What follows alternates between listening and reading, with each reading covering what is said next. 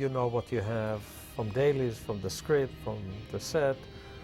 But once you go into editing, this is where the movie actually takes shape. The process of editing the movie is, you know, it's 26 weeks. You start with an assembly of the film, everything that you shot, and then you start making choices. There was a cut of this film at a reasonable length that included the director's cut material. And it was something that we seriously considered as a theatrical cut of the film. The following processes take place. Is the movie too long? Is the story clear? Do we feel that this movie is better off without certain elements? And sometimes these are good decisions for the big screen. What's more valuable, a quick-paced, fast-moving movie, or a fuller content that might have some slower moments? As we go through and make this pace cut, I think we got to eliminate those pauses as much as possible. I agree. Unless they're there for a real dramatic effect. That one, to me, it's not necessary. My personal feeling is I was advocating speed over well shot, well acted, well directed, well performed scenes, but that we're going to overall slow down the movement of the film. I don't think in the commercial marketplace that, you know, the intellectual content necessarily is as important as the quick, exciting experience of this kind of a movie. Avi had this whole thing about smelling the salt going into the film. I mean, you could go from this right to him sinking into the tub.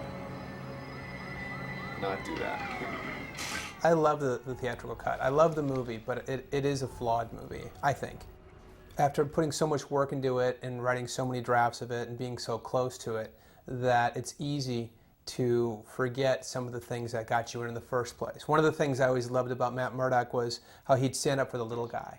You know, how he'd be able to take the case nobody else would take, and how he'd be able to use his senses as like a blind detective. And also about how the Kingpin was coming into his neighborhood and starting to take over. That was all stuff that was really integral for me in the story. And all of that, almost all of it, got cut out of the movie just for pace, you know, which I understand. I mean, the studio wanted the movie to come in at under 100 minutes and just to move. And so it was hard because there was a lot of stuff in that, in the original cut that had to get cut out that I really miss. Originally, the first DVD was supposed to have a branching system where you could watch the movie as released, and that there were buttons that you could push and that you would branch off to a director's cut. And because we had so much good material for the second disc, and we didn't want to lose the Dolby Digital and whatever other special components, there wasn't enough memory, enough space. So we ditched the director's cut for everything else. That cut was saved in the Avid, and when we knew that we were going to do a director's cut DVD, that cut was re-examined, polished, and then we went on to the mixing stage and finished it as if we were finishing it for a theatrical film. So it is the director's cut version. It's not something that was put together long after the fact. We had spent weeks seriously considering that as the cut of the movie. But ultimately we decided that it wasn't the right decision for that time. The director's cut is everything that was originally set up. We had done some additional photography later in the movie to help clarify some things or to help bring out other aspects of the character, like the love scene with Jennifer Garner, which everybody understands why you want to have that scene. So there were some additions. The confessionals with the priest, those were additions that were brought in later. So these kinds of things were brought in for a reason, and I think they work, and they're an important part of the theatrical cut. But in the director's cut, they don't exist. A lot of things have been taken out like that, like the love scene, like the confessionals, and in their place is a lot of other stuff, which basically, the big difference for me is that the theatrical cut felt very much more like a revenge story of Who Got My Girlfriend. And that was never what the movie was supposed to be. The movie was supposed to be about the hero of Hell's Kitchen, the guy who stands up for the underdog, the guy who's going to go up against the biggest crime boss the city's ever seen. And that's what I think accomplished in this version.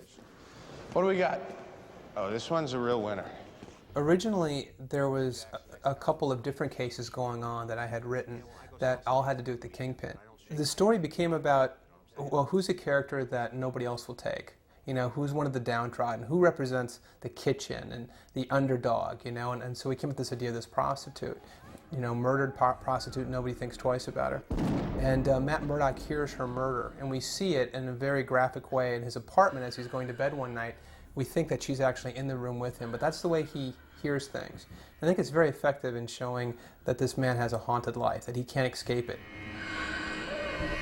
Even in the chamber before he goes down, the last thing he hears is a woman gasping her last breath. It's very scary. And so from then it becomes this mystery. You know, did this Dante Jackson, played by Coolio, I think really, really well. Coolio did an amazing job. Is he guilty, or is it something else? And the something else turns out to be something bigger and bigger and bigger. Matt Murdock has to use all of his senses and all of his smarts to find out what's going on. And ultimately, what I like about it is that by representing someone that no one else would pay attention to, that leads to the biggest fish in the city, you know, which is kind of, you know, the great lesson about it all. And so that became the big storyline that pulled everything together, that really gave us, I think, a fun mystery that a lot of people are going to go, oh, you know, now I get it. And we've never had a threat of the Kingpin up till now. You know, now in the you'll see where he brains that one bodyguard and he snaps the other one's neck, and we're like, wow, you know, he didn't think twice about it. So there's very little threat of Kingpin in the first movie, in the theatrical cut, and I think in this version he's much more fleshed out and he's much more of an imposing figure. It's interesting because there's times in the movie where I've changed things, and sometimes I don't even think it's necessarily an improvement, but I thought we've already got the other version. You know what I mean? I like the confessionals in the theatrical release, but we've already seen those. So I have an original version of the story that did not include those, so I'm going to show you that. Stay with me. I like the love scene between Jennifer and Ben, but we've seen it, and the original version did not have that. It was more about this guy can't get a break. It was much more about when Matt Murdock shows up in the office the next day. You know, and he's downbeat. He's downbeat because he couldn't be with the girl that he wanted to be with. He's downbeat because there's no way out for him, not because it's tough being a superhero. It's a different feel. What? I have to go. I'm sorry. I have to go. Matt. When he shows up at the party and walks up the steps to find her, he's coming to say, I'm sorry. You know, not, hey, I found you, let's go dance. You know, so it's a different level going on in the movie, and I like that. What's he doing here? Who? It's Ben Urich. It's the reporter from the Post. Joey Pants is one of my favorite actors, and I was so happy to get him in the movie. And he's so great, and he's so good in the movie, but he lost some scenes, and I really missed him. Because again, I mean, this movie is all about this kind of time bomb, you know, that we're working towards. It's not the revenge of a girlfriend who got killed. It's about this much bigger story. And so Urich, the reporter, is a much bigger part of the film, putting the pressure on Matt. I know the truth about Daredevil. I know who you are. All that stuff, you know, is great because you know that Matt Murdock is really coming to a point in his life where he's got to make a decision. You know, am I a good guy? Am I a bad guy? Am I going to keep doing this, or am I going to give it up? Am I going to live? Am I going to die? You know. And Urich is the one who's kind of the voice of the audience. He's kind of our great choir. I really believe that movies are made up of small moments, you know. And when you think about your favorite movies, it's rare that you think of the big scenes. You remember all the little things, you know. And those are the things that stick with you forever, you know. In the comic, one of the great, you know, stories was that Matt Murdock, who thinks his mother's dead or ran away or left her father. His father is actually a nun and has been watching over him in a way to help with that whole tortured Catholic, you know, side of Daredevil, which is so great. And you know, but of course I don't have time to explain that in the movie, so it was just done in I think a very subtle, beautiful way of the nun visiting him as a boy and him reaching up with his eyes blindfolded and he feels the crucifix. And for the fans, they love it. I remember telling Frank Miller that I had this scene and I had to cut it out, and Frank was going, "Oh, you're breaking my heart, man." And she's there in the church watching over him, and it's a great character. And those are the things that get lost, of course, because people go, "Who's that?" So you'll say, "Who's a nun? Let's cut it," you know. They're not wrong, you know, but those are the little moments for me that I love and that I totally miss. Of all the people in the film that, you know, everyone gets cut down, right? Almost everyone. Probably the one that I missed the most was Foggy. Hey, come on, I got a blind guy here. You know, because Jon Favreau is so funny, and he's so good in the film, and we need him so much in this film because of the darkness. But a lot of that comedy was a little bit off subject, you know, and it was stuff that could get left out, unfortunately, for Jon and for me, because I'm a huge fan of those scenes. Excuse me 1 second, Your Honor, I'm working alone here today.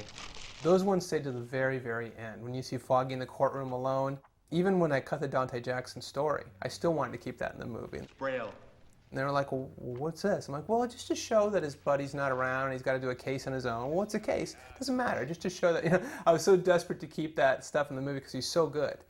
You know, and all this stuff with the two of them going through Lisa Tasio's apartment. And, you know, he's always kind of our voice. And you love that guy, you know, you love that character. Must have been sick the day they taught that. Is that real estate law? His stuff is some of what I miss the most, and what I'm really happy people get to see, because Favs is genius, I think, in the film. I wanna bloody cost you. I wanna fucking cost you.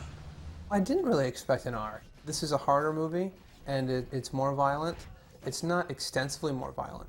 I found that a lot of the things of the MPAA were very minor things. There were things like stabbing Elektra, which isn't that different from the director's cut. The difference is that he doesn't take the long kiss on the lip and pull her lip back. It was interesting. It was okay to stab her. You just can't stab her and kiss her.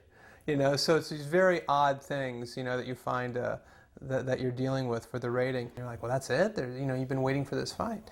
The studio felt, rightly or wrongly, that there was too much fighting already and that it would feel repetitive at that point in the movie. I don't think that's true. I think that every fight's very different. And that last fight for me was David and Goliath. I think it's an overall darker tone, to be honest, and that's why we got the R. The feel of it is very eerie and I think very effective. And investigating her life in that case, it's all very kind of mysterious, so it gives you a darker tone. There's nothing more violent in it. It's just, I think it's a little bit more true to the original concept of the movie. I was mixing the director's cut, and some people came in from the hallway at Fox, and they were watching some of the engineers, and they were like, oh, okay, now I get it. And it was pretty soon a crowd began to fill around the doorway because a lot of holes were being filled in for people. And a lot of people were saying, well, why did you cut that? Oh, why'd you cut that? You know, it's always the hardest thing as a director when people look at you and go, what'd you do that for? Yeah, I appreciate everything, man. It's tough because the criticism that I have heard of the movie has been mostly that there's not enough story, which is why I'm so glad that there's a director's cut. This is like the story version of the story, you know? So that's hard. It's always hard to hear criticisms of something that you know are probably right and that you have to agree with on some level. Ultimately, at the end of the day, you make decisions and you have a cut of the movie. Some you agree with, some with you don't, but that's the movie. I think there's value as a lover of film, as a lover of certain actors and actresses, as a Daredevil fan, to see some of the other ideas that were thought about that weren't ultimately chosen to be in the final theatrical cut of the film. I think that's a fun, interesting experience, but that's not the movie. The movie is Daredevil that was released last year in the theaters, and you can buy on the other DVD. That's, you know, again, that's how I feel, and I do think it's a better cut. I trust the work that we did then. That's the luxury of the DVD business. DVDs are there not only to deliver the movie, but to deliver the extras. And director cut is a luxury that this industry affords us to do. And I think people will love it in its entirety. And now people can see it. So it's wonderful. I know that some people will prefer the theatrical, you know, and I think a lot of people will prefer the director's cut. It just depends what you like in your movie. You know, it depends if you want something that's in and out, 90 minutes, good time, you know, or do you want to be able to take your time and get more into a story and be willing to go more on this hero's journey. I think people will find it very interesting, and ultimately we'll have to decide, you know, which version I like more. How am I gonna find you? You won't.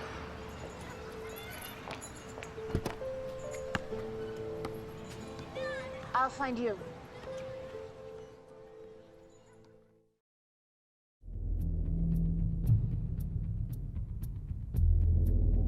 I think when you look at the Kingpin, you see this powerful man, and you don't think that he can do all these things that he's going to do. You don't think of him as being a fighter because you think he's going to be slow. This guy is supposed to be 6'7", like almost 400 pounds, so you naturally think he's going to be too slow for Daredevil. But actually, he's faster than Daredevil. His speed, his quickness, his agility are all things that you would not see in a man my size. So when the Daredevil and Kingpin fight, the Daredevil is kind of thrown off because Kingpin is just as quick as he is, which makes it very difficult. Plus, he's stronger, way stronger than Daredevil. So, I mean, basically, Ben Affleck gets his butt whooped. I mean, that's that's the best way I can put it. I don't believe it. I haven't seen him in his Daredevil outfit yet. That's what I'm gonna have to get used to because I think I'm gonna laugh. In fact, I know I'm gonna laugh because he'll have those two little bitty pointy things on his head, so that's gonna make me laugh right there. But to see him in it is just kind of funny to see him as a superhero, you know. It was different because the guy was blind and he grew up in like a ghetto part. He didn't grow up in a nice neighborhood as most other superheroes did. He grew up in type of a ghetto part, and I could relate to that because that's where I come from. So it took a different meaning with me. I'm saying, oh, he's almost just like I am. You know, the things that he went through every day, I could look out my window and go down the street and see the same exact thing. So I wanted a bigger guy to be in there because I knew I wasn't going to be the Daredevil because I always liked the Kingpin because he ran everything. So I think that in itself is what attracted me to the book, the comic books. Sit in the guard's home. But, sir, I was raised in the Bronx, Wesley. This is something you wouldn't understand.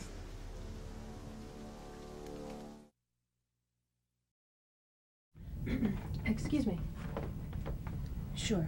Seems every time I get the lay of the land here, they rearrange the furniture. Mm-hmm. I was looking for some sugar. Right in front of you. Could you be more specific? What, are you... Blind. Oh, I am so sorry. Here. Honey, I can't tell where the sugar ends and you begin. Does that line actually work for you? Friend of yours? Never seen him before. Matt Murdock. Nice to meet you, Matt Murdock. Wait, I didn't get your name. That's because I didn't give it. It's great. Who did you train with? I was always changing. My father had me study with a different sensei every year since I was 5 years old. That sounds like he wanted to turn you into some kind of warrior. No, just not a victim. But what about you? How does a blind man learn to fight like that? Wax on.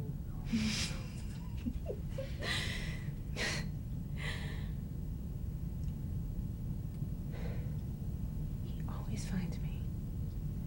Who? Stavros. I thought I lost him at the cafe, but I swear he is part bloodhound. Pame Electra. Malakas!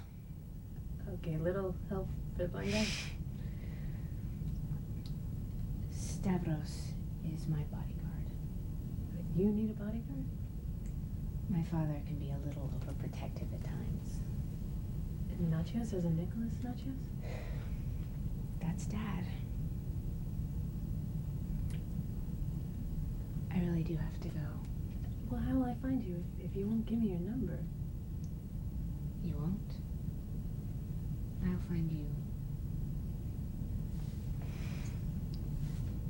We're down the hall for the body shot, and they go back to their day. No, kidding. They're all gay, all the guys in this house. Actually, we're the only straight men here. That's it. Yeah, they come for Ben. That's all she wrote. This is Bullseye's coat. First we take leather that's been embossed in a sort of crocodile pattern, and it's been painted, and I cut out some of the pieces in that, and the sculptors have enhanced the crocodile pattern, brought it up a little bit in height, actually 2 times, one sort of medium and one high, that we can put in various parts of the coat to make it really pop on screen. We actually had a real alligator skin that we borrowed from somebody, and then a sculptor actually sculpted these pieces about a rectangle shape, big enough for our pattern pieces. And then it went to the mold makers. They made a mold and then they injected it with latex. So it's latex on fabric. In terms of cost, it's much easier, funnily enough, to sculpt a coat rather than to buy original alligator skins and make them into a coat. The other thing that alligator skin doesn't move very well, and you know, it's heavy, it's a heavy skin. So by modeling the coat, sculpting the coat in clay and then casting it in foam latex, you get a texture that you like, but you get a movement and a sweep to the coat that you wouldn't be able to get if you were using an actual alligator skin. We put in certain parts of the garment, we can put some spandex where you're not going to see it, and so we can move it. And stunt people, yeah, theirs is not quite as tight maybe, or they might have a different underarm, you know, thing we call a gusset that we put in so they can raise their arms up higher, basically. But Electra's outfit is being made in stretch pleather, so it's going to move without all that stuff. It's basically a vinyl that's made to look like leather. So it comes in yardage, it looks like leather, but it stretches, and you sew it like spandex. So it's great.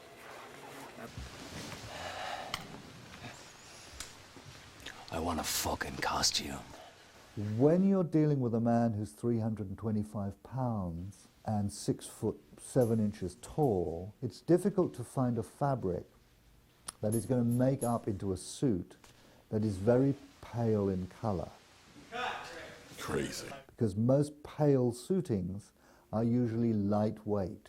If you put very lightweight fabric onto a man of that size, it just looks like an old flannel flapping around. It looks, you know. So what I wanted to do was to have him beautifully tailored, but what Mark kept insisting was that the tones that we used were as pale as possible. It would be the antithesis of what Kingpin was, that the baddie was dressed as a goodie, you know, that beneath this angelic exterior, this clinical white world would be, you know, the heart of darkness. This is Bullseye's coat.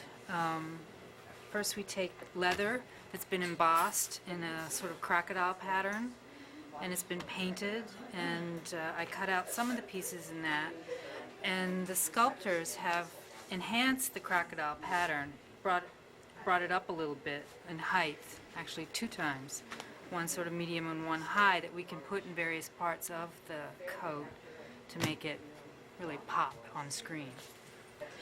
We actually had a real alligator skin that we borrowed from somebody, and then a sculptor actually sculpted these pieces about a rectangle shape, big enough for our pattern pieces. And then it went to the mold makers. They made a mold and then they injected it with latex. So it's latex on fabric. In terms of cost, it's much easier, funnily enough, to sculpt a coat rather than to buy original alligator skins and make them into a coat. The other thing that alligator skin doesn't move very well, and you know, it's heavy, it's a heavy skin. So by modeling the coat, sculpting the coat in clay and then casting it in foam latex, you get a texture that you like, but you get a movement and a sweep to the coat that you wouldn't be able to get if you were using an actual alligator skin. We put in certain parts of the garment, we can put some spandex where you're not going to see it, and so we can move it. And stunt people, yeah, theirs is not quite as tight maybe, or they might have a different underarm, you know, thing we call a gusset that we put in so they can raise their arms up higher, basically. But Electra's outfit is being made in stretch pleather, so it's going to move without all that stuff. It's basically a vinyl that's made to look like leather. So it comes in yardage, it looks like leather, but it stretches, and you sew it like spandex. So great.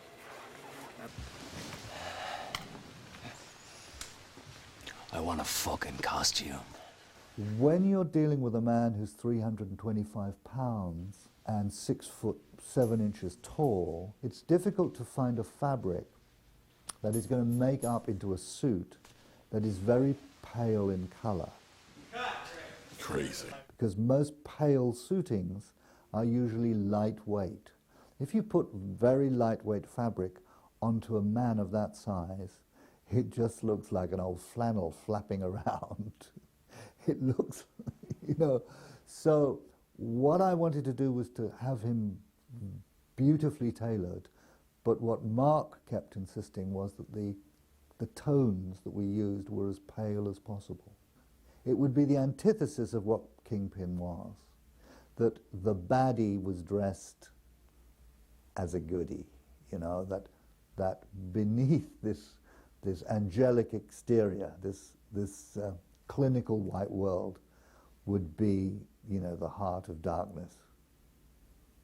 We shot LA for New York, and that meant that there were going to be a number of situations where we would have to put the real New York in the background, foreground, whatever it might be. What was traditionally done with glass paintings and oils and acrylics is now being done in Photoshop. So here we have the live action portion, which was shot in downtown Los Angeles. These buildings were lit and dressed properly to work for the film, but yet we still had this whole top area which did not work. We had the rigging for the camera, we had Los Angeles high-rises. So then it fell to me to put in a matte painting to encompass that. Instead of making it look like typical New York, we you know, have taken some artistic license with placement of buildings just to make some dynamic compositions. Here we have a shot of Daredevil shot in front of green screen. This is for the opening shot of the movie. Now, what I had to do was create this entire New York skyline behind him. I think the good analogy for working in Photoshop in layers, they're like cells of animation. They're you know, chunks of paint on a clear surface that you can move around against one another. And here is Daredevil in the shot, more or less, with, unfortunately, we have another Chrysler building flying around there. Okay, so then here we have Daredevil in pretty much the final shot. And these are all different sounds that help make up the scene, essentially. I'm doing sound design. We're trying to figure out ways to really make it feel like New York. As you can see here, it's like pretty strange because there's just nothing there. I'm not listening to the dialogue. I'm not listening to the Foley. It hasn't even been done yet. We're just trying to figure out a way to make his house sound, like it's really in New York, but also like, you know, a little bit cold and lonely. And it's kind of strange to say that about sound effects, but it's true.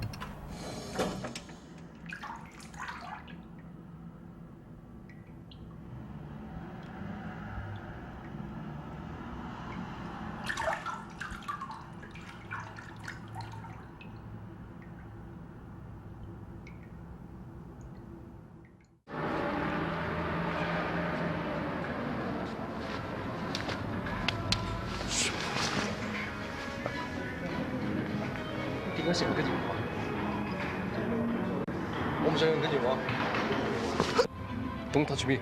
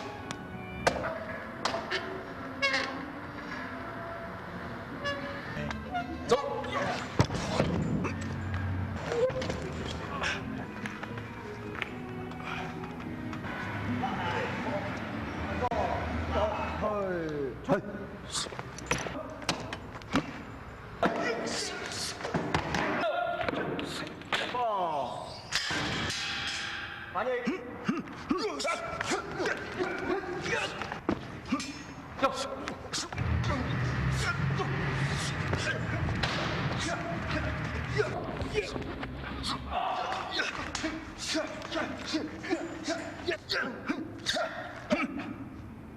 林功夫，仲有我。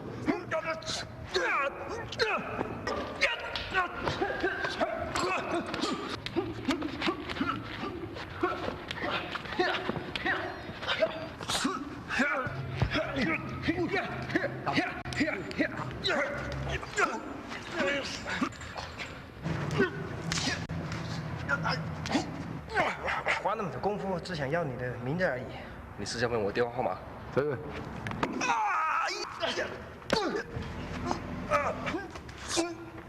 講嘢，我投我啦。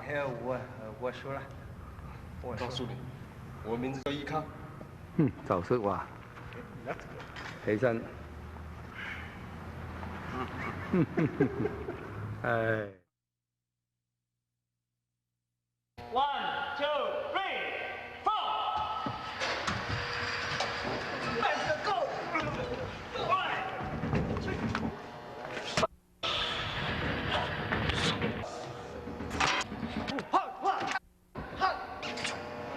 好，不要。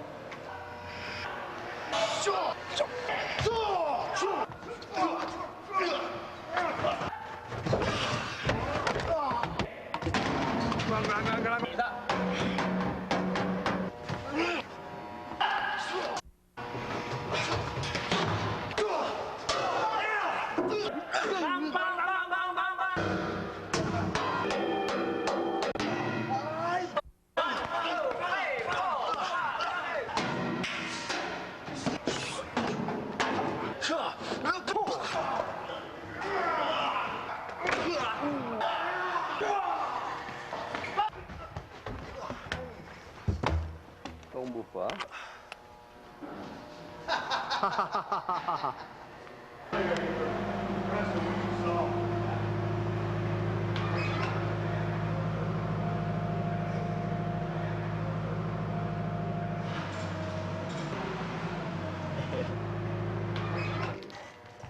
Team, the hand. Yeah.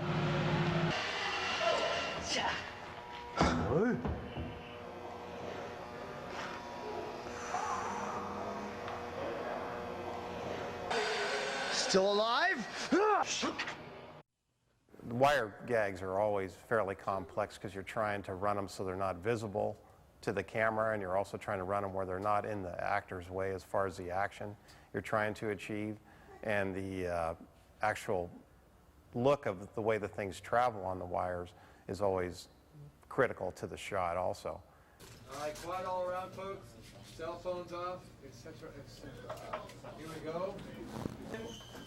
And 1, 2.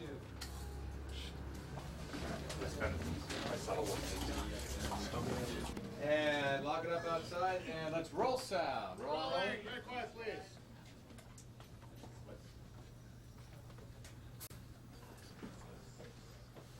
Speed. I think we did 25 takes on that, somewhere around there. We've spent probably at least an hour and a half shooting that. It's just one of those things where there's too many elements involved, and if one of them doesn't go right, the first link of the chain, then the whole rest of the chain is out the door. 1. Oh, shit. Okay, hold on. Back up. And 1, 2. Try it. Stop. And 1, 2. Sorry. Wait. Go back. And 1, 2. Back. Go back. And 1. We were talking to Mark originally that we could easily do 3 darts into the bullseye farm with a wire gag. Just so happens on the day of the shoot, the morning of, when we were ready to string the wires, Mark came up and said, "Hey, I was thinking, guys, I'd like to do 5 darts into the bullseye."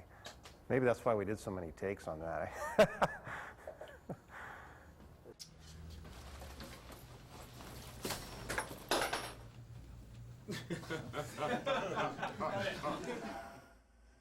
We rigged the Mercedes. We actually did a lot of work to the Mercedes to reinforce it so it wouldn't collapse onto the radiator. We moved the radiator into the trunk, the battery, all the critical stuff to keep the car running. We moved to a safe spot, and we reinforced it with steel so that it wouldn't fold up real easy. They did it numerous times, and the car held up. While we were doing that, Erickson was on the hood filming Ben's headshot or his reaction to the hits, and I think it was pretty effective. And we just try to play it as safe as we can, but there's always that element of danger, which sometimes you have to deal with to get the shot. We call it a gag. That's an industry term for us, which means an effect, a rig. Oh my God. 3, 2, 1. Wow. Woo. It is something that's been in our business from the 30s. We kind of consider ourselves backyard magicians. A lot of the stuff we do is bordering on like little magic shows. A lot of the fun stuff for us, you know, the wire gags, the little fire gags. To watch it all flash by and 90 minutes on screen, it's real interesting because it's like a time capsule of your life going by so fast, and you just remember how much time and effort went into every little second of that film. Basically, the assistant editor gets all the film in every day, takes the film, syncs it up with the track, and every day, whatever they shoot Monday, we get in Tuesday, and we sync it up, get it all ready for dailies, and take it to the theater for dailies the next night. So if they shoot Monday, we show it to them Tuesday. Then we get it ready for telecine, log it all in, get all the key numbers and all the ink numbers, and get it ready for input into the Avid.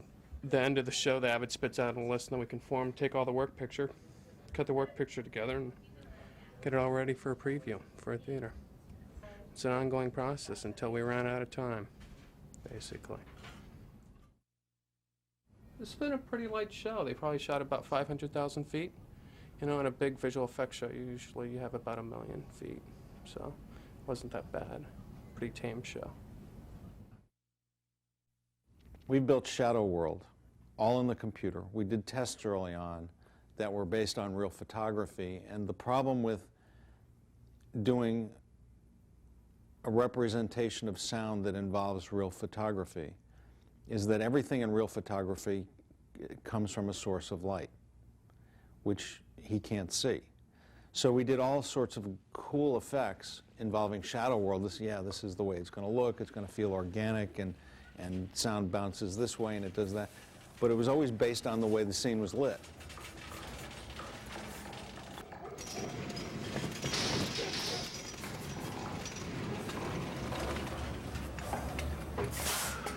We discussed early on lighting a scene lit this way, and then doing a scene, doing it again lit from here, and doing different versions, so the lighting was always changing. Never was right. Never was right, because the truth of the matter is the way we're building his Shadow World and his sense of hearing is we're building an organic three-dimensional space where sound waves bounce off of objects. On this particular shot that I'm working on, he's in a subway, and the subway's going by, and it's very chaotic noise, and he can't really make out what's going on, and there's a villain hiding in the subway. And Shadow World happens when there's more of a constant tone, like a bell, or in this particular case, he bangs his cane against a metal railing, which produces a tone which sort of clears the air of the chaotic noise, and produces a much more... Anywhere we are where we see Shadow World, we don't light up the object. We have sound bouncing off it. So you see... Working with a photoreal effect, you know what you're striving for, a photoreal effect, and you get it to look photoreal, and then you're done. With this, there's always more to be added, and there's always... you don't really know necessarily when you're done, because it is such a kind of a ghostly image, and it's not photoreal, it's photo-unreal, I guess, because we're basing it on a photoreal thing, but then we're pushing it way beyond that. And there's really no end point, you know, until everybody's happy. That's the end point, I guess.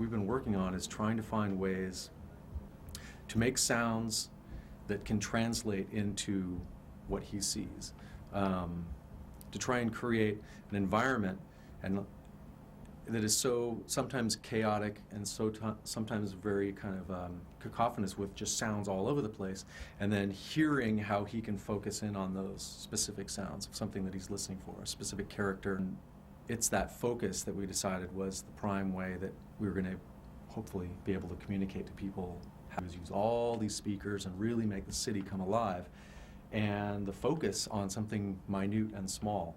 So that plays really well into just trying to make it really dynamic and interesting from a sound perspective. So you can go from a really big, crazy environment down to just this little minuscule sound of maybe someone crawling around on the floor, or a necklace just dangling, or whatever it is that he's going to be focusing on. So from a sound designer's perspective, it's really great because you're not just dealing with like individual sounds. What's this specific sound or what's that specific sound? You're trying to create a world and also in a way, a new sense, you know, seeing with sound, seeing with smells, which we're trying to figure out the best way to. So here you see back to back the animatic on the top, and at the bottom is actually the real plate we did use in the film.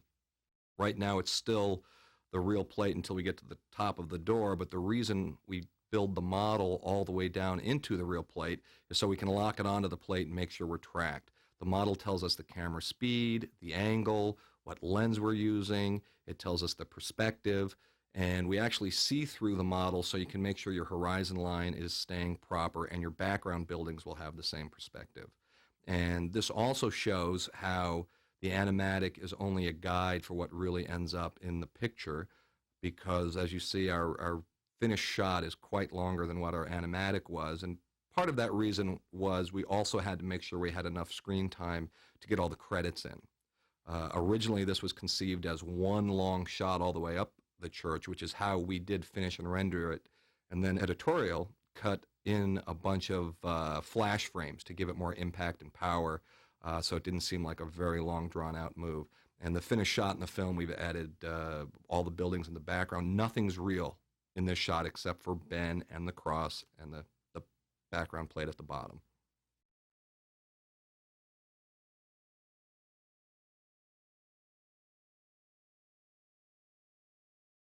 At the bottom you see elements and shots that we used in the final film. This shot right here is for, the reason we have a grid is so we can track the city, and each one of those grids we know the exact measurements of. So as we put in objects, we know the proper size. This shot here is actually one of the shots for Shadow World that you're now looking at the very early test of. Again, this is one of the sequences that Rich and myself and the visual effects team is very proud of, because most of it is completely artificial. Real Daredevil is intercut with digital Daredevil. The buildings he lands on are completely artificial. They're CG sets, CG backgrounds, and again, we used LiDAR. We had LiDAR scan all of downtown LA. You can see their scan here on this building.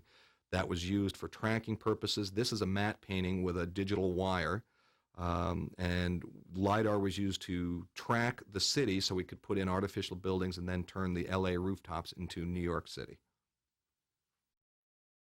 What you're seeing at the bottom here is close to the final cut in the movie. It's intercut with some animatics and plates. On the bottom, that's the plate we used to composite Quesada into the shot glass. That is a CG flame, because we obviously didn't want the actor to burn his lips when he was taking his shot of tequila. At the top, you can see how different the finished sequence really is from the animatic. All the motorcycle stuff was cut from the film for time reasons and story reasons. We decided after the fact it would be great to just get Daredevil right into the bar, enter him from the roof so he didn't drop down to the ground, which is why we had to cut out a lot of the earlier stuff. On the bottom again, you're looking at an early digital Billy Club pass. That one actually has some shading on it, so that meant animation was probably approved at that point. These are just fight choreography sequences. That was the blank plate with the real sparks, and now we have a CG bottle with fluid animation, wireframe bottle for timing, This is a almost final shadow world shot, which has about 30 elements. This was the first element in the shot that we used for blocking and timing and bullet speed, which changed several times. The original shot was supposed to be a pullback, like you just saw on the bottom. These on the bottom are multiple element passes that we used for bullets. The bullets were put together with several different element passes to give us the final look. And now this is very close to the final look of Shadow World as he's searching for Quesada, and you can see how he kind of focuses and zooms in right on the Quesada element. This bar right here, it's an exact replication of the set, and the way we got that was by using LiDAR, which is a way we can digitally scan real objects that will give us an exact representation in the computer. It'll give us distances, perspective. An animator can sit down with the model and know that it's exactly 4 feet between the tables. They know how far Quesada is traveling, so every element we then put into the scene will have the right perspective, the right camera angle, the right lens, and the right focus. This is a CG, very early CG test for timing reasons to get Daredevil up to the fan. The fan is CG, so we can adjust its timing to where he grabs it. When it's color shaded like that, it's a little further along, but our first step is to lock the animation, get the timing that Mark wants. Rich then takes that timing and we refine the animation, and at that point we send it into color and lighting to work on the final look. This is just a completion of the fight sequence of Daredevil cleaning out the bar and going after Quesada. Now at the top you see the animatic. This shot stayed really close to the animatic, and it was one of the first animatics that Rich did that Mark thought really gave you a taste of what Daredevil was all about. The whole part with the limo and the squeaky tire ended up being changed for the final cut of the film, and it was actually used in a different sequence of the movie, but as far as the animatic and the lineup and the action, it stayed pretty close. At the bottom you see the live action plate against the animatic. We're using a tracking grid to make sure we can lock the characters to the ground, that we can make sure the motorcycle travels along the ground, to make sure the motorcycle doesn't look like it's flying. This test on the bottom is only for the coat. We want to see how the coat moves. It's a cloth animation test. This is a gray shaded animation test that we're getting closer. You can see the motorcycle is a little more animated. Bullseye's timing is working. Daredevil's kick is working. We actually changed speeds several times during the take.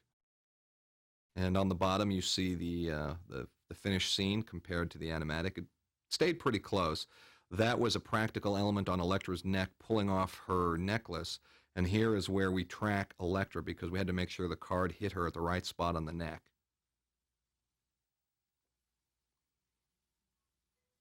And this is a collapsible blade with Elektra on a wire rig.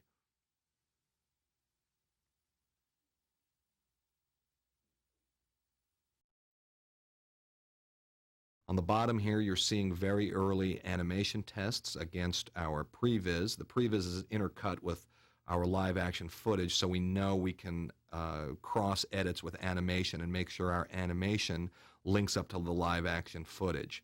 We would then give the live action footage to either Rhythm and Hues or Pixel Magic, whichever house was working on the shot, and then they could then time their animation to the live action footage and make sure that if Bullseye is raising his right hand in the live action footage, that we're doing the same thing in the animation. At the bottom, what you're looking at is a test where Rich was trying to figure out a really cool way to get Daredevil up the pipes quickly. So we used the idea of he used a wall to propel himself. This is an animatic for the final, right before the final confrontation of Fisk and Daredevil. We wanted to do a big, huge move around Daredevil, which actually became cost prohibitive because we would have had to create all of New York City. These are storyboards we scanned in for timing. Originally, the lights were going to go out one floor at a time, and you would travel up as the floors were going out to reveal Fisk standing at his window.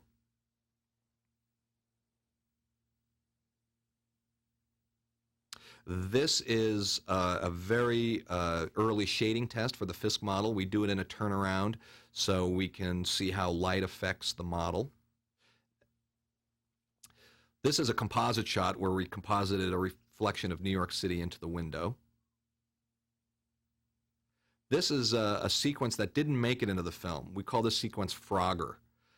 Mark wanted to try to find a cool way to get Daredevil across a very busy street, and I don't know how many of you have played the game Frogger, but Mark thought it would be really cool to have Daredevil use cars to chase the limo, and the really cool thing about it is the limo is actually going the other way right now. So Daredevil's going further and further away from the limo as he's trying to get across the street, and he has to battle all these obstacles to get there.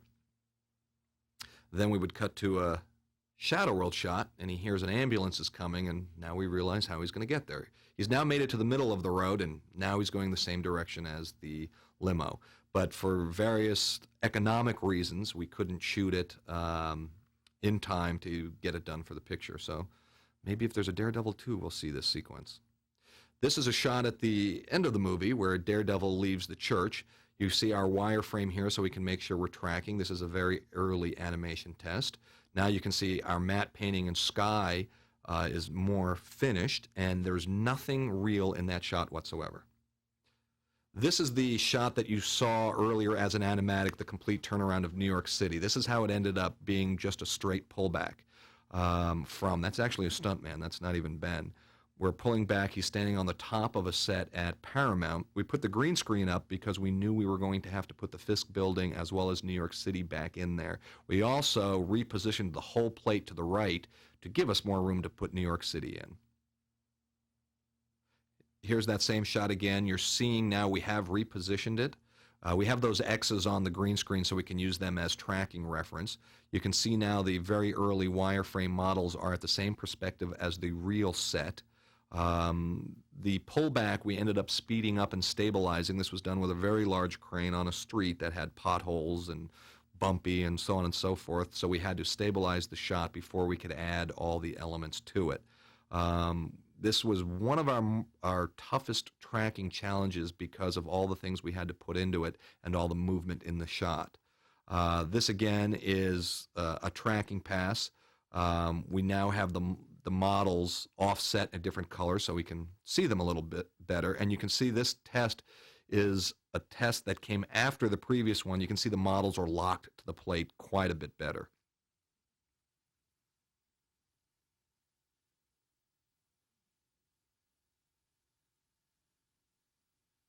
We also moved the water tower there, you see at the right.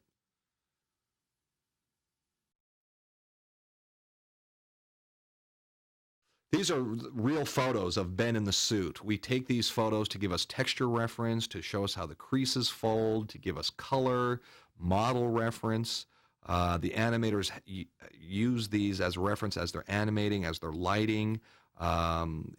We spent about an hour with Ben against a neutral background, so all we're really looking at is the suit and how light affects it. All the buckles and seams and textures that we later use for reference when we're building the digital Daredevil model.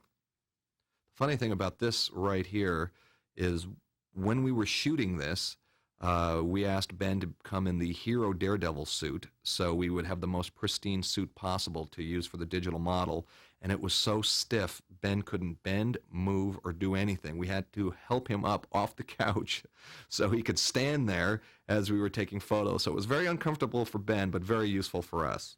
He couldn't move at all in that. You can see, look how stiff he is. That's why we had to do it again later with the stunt guy so he could move around. This is now our digital model, and we shot this out to make sure that the model works. As you can see by the title in the bottom is a crease test. We do this to just make sure we can see the creases, that they're going to bend properly. This is a stitching test. We're looking at stitching here on this to make sure it works properly. Now we're getting into lighting with the stitching. The stitching areas are displacement maps, which are essentially grayscale images that displace out. The amount of displacement will either protrude the object more or indent it more, and that's what we use displacement maps for. These are all just different lighting tests where we're looking at displacement maps and texture maps This is a turntable of the model where we're looking at everything. We're looking at displacement maps, texture maps, which are just the textures on the model. These are all different lighting passes, and if you look at the titles at the bottom, this is a matte pass, and we do all of these different stages and tests that end up being combined into the final product. This is a spec highlight pass. This is a Daredevil skin pass. And now we're doing a very, very early skin pass where we put them all together. This is, as I said earlier, when we had Ben doing the photo reference passes, he was in a suit that was so stiff he couldn't even move, so we had to do it again with a stuntman. So we actually took him out on the back lot and videotaped him so we can see how all the folds and creases move and wrinkles. And this is our model now. What we're trying to do is see where the model breaks. We want to see where the textures fall apart. This is they call it a stretch map, and that will tell us where the model's breaking, and it'll relate back to the numbers, the colored numbers you saw. So all we're doing here is just testing the model. This is a special piece of software that Rhythm & Hues wrote. They call it a control map. The basic model is white, and where colors show up, the software uses that to determine the direction and depth of the creases. And now here you can see the early test where you see creases, that's where the colors were showing up. Now what you're looking at is our test that the animators did to just test the model and motion and movement. This is actually a point where the animators get to have fun. They're trying to break the model. They're doing all kinds of things to see how the model will react to flips, when it hits the ground, when it dives, and some of it looks pretty cool, like this. That type of animation we ended up using. But things that don't work, these type of tests will tell us.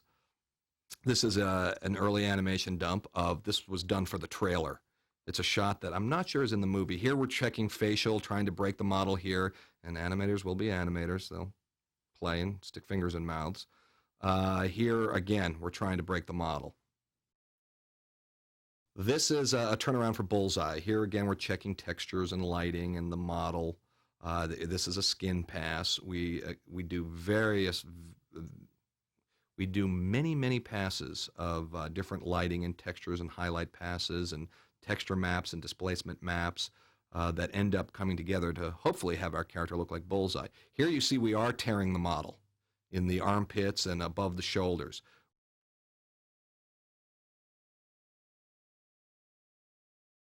C-Mark. C-Mark. Right.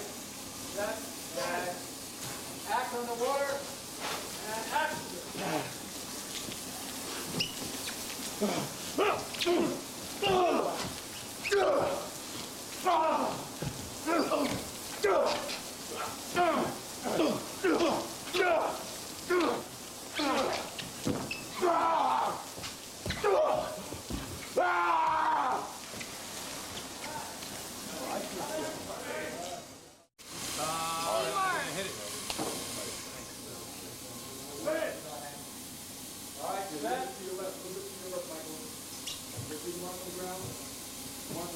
To your left. Yeah, right there. Great. Thank you. Set. And action.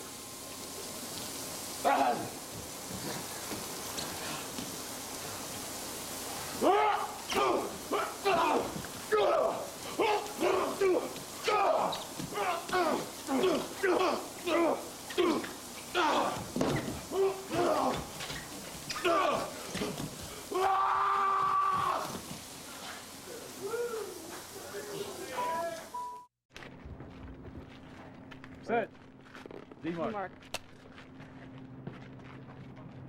Set. And action.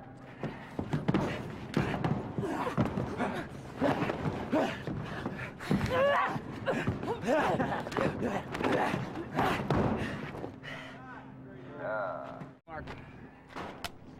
B-Mark. D-Mark.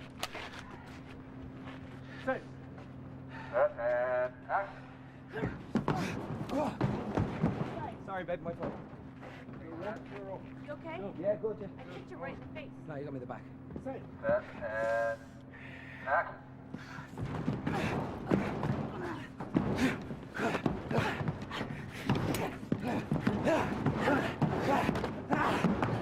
Slow down.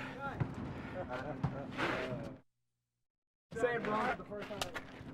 Set. Okay, set and action.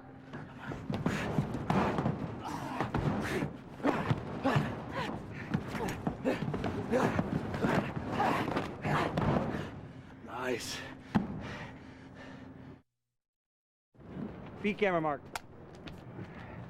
Set. And action.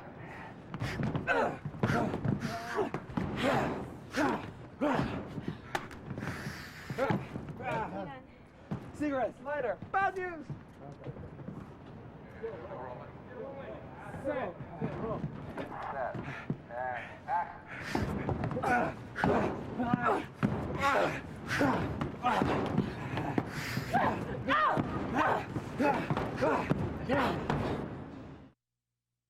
C-mark. C-mark. Right. Set. And act on the water. And action.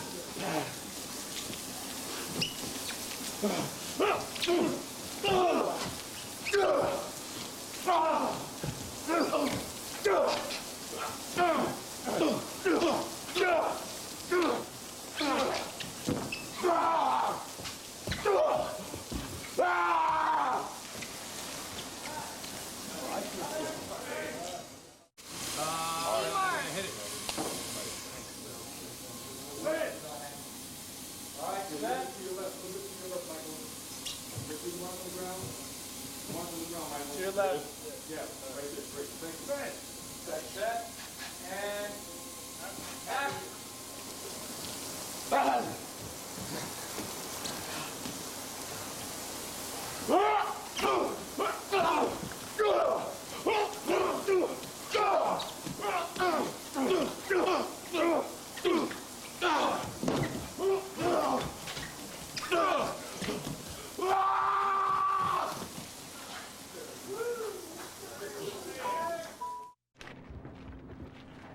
Set.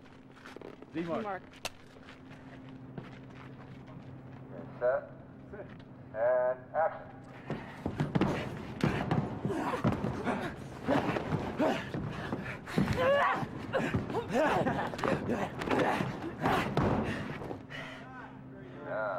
Mark. B-mark. D-mark. Set. Set and action. Sorry, babe, my fault. You okay? Yeah, good, yeah. I kicked you right in the face. No, you got me in the back. Set and action.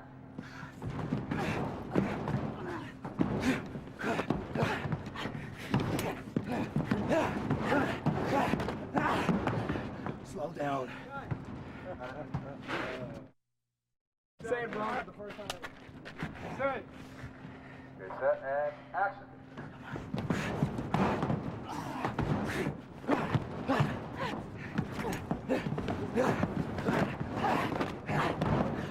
Nice.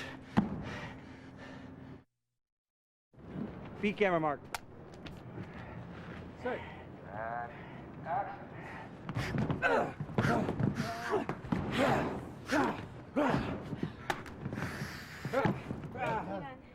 Cigarettes, lighter, bad news. Set. Set. And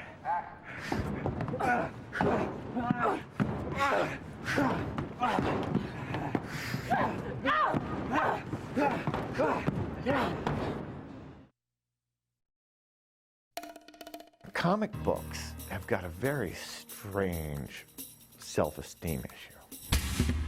Now maybe I ought to start being intense. I hate Miller being more intense than I am. I call my style the deadline style. Whatever comes out on time, that's my style. He's casting a check and I'm sitting there doing the work at 3 in the morning. It was my normal grumble. Hate me, that's fine. Just be passionate. Love me, just be passionate about it. Don't be lukewarm. Don't tell me you want to see other guys. Daredevil has always kind of been the Grateful Dead of comics. So I was on board, you know, from the get-go. But I wanted them to take it seriously, because I took it seriously. Worked out pretty good. 10-year overnight success. That's how it works, yeah.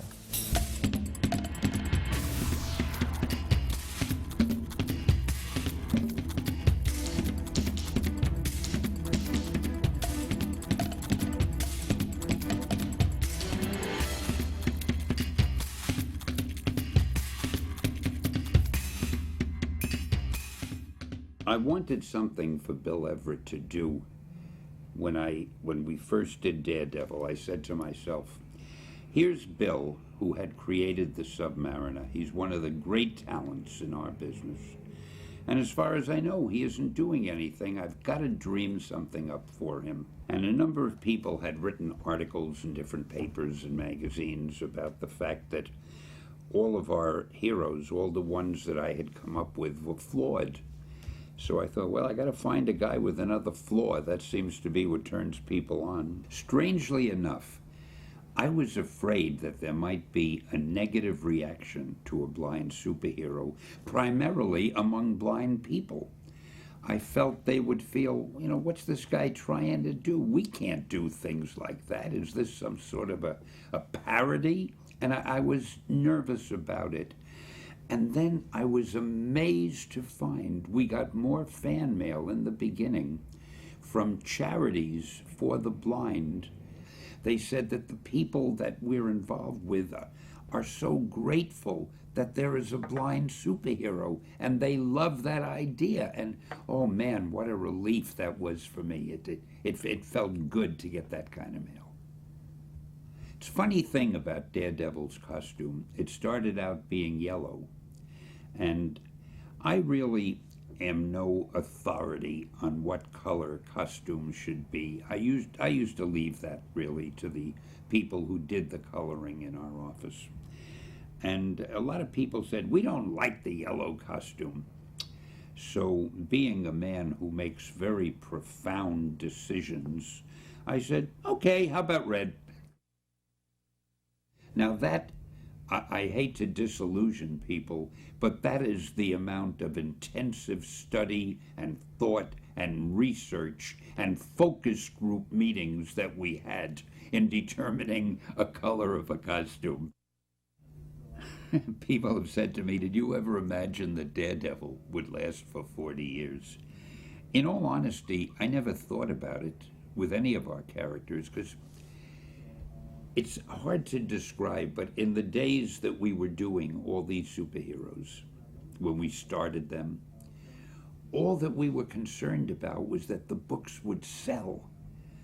So we were so involved and occupied with making every issue as good or better than the last, that the thought of what will these be like in 40 years, it never occurred to me, and I doubt that any of the guys was thinking of it at that time. What I always tried to do with Marvel was make it seem like a club, like an inner group that we knew about and the outside world wasn't even aware of. If you read Marvel, you were on the inside, you were hip. And it was sort of an exclusive thing, limited just to Marvel readers. And I tried to talk to the readers as if they were friends, not readers, so that not only, hopefully, did they enjoy the stories, but they enjoyed being part of the Marvel mystique, you might say. And I'm probably making it sound much more profound than it really was, but that's the way I looked at it.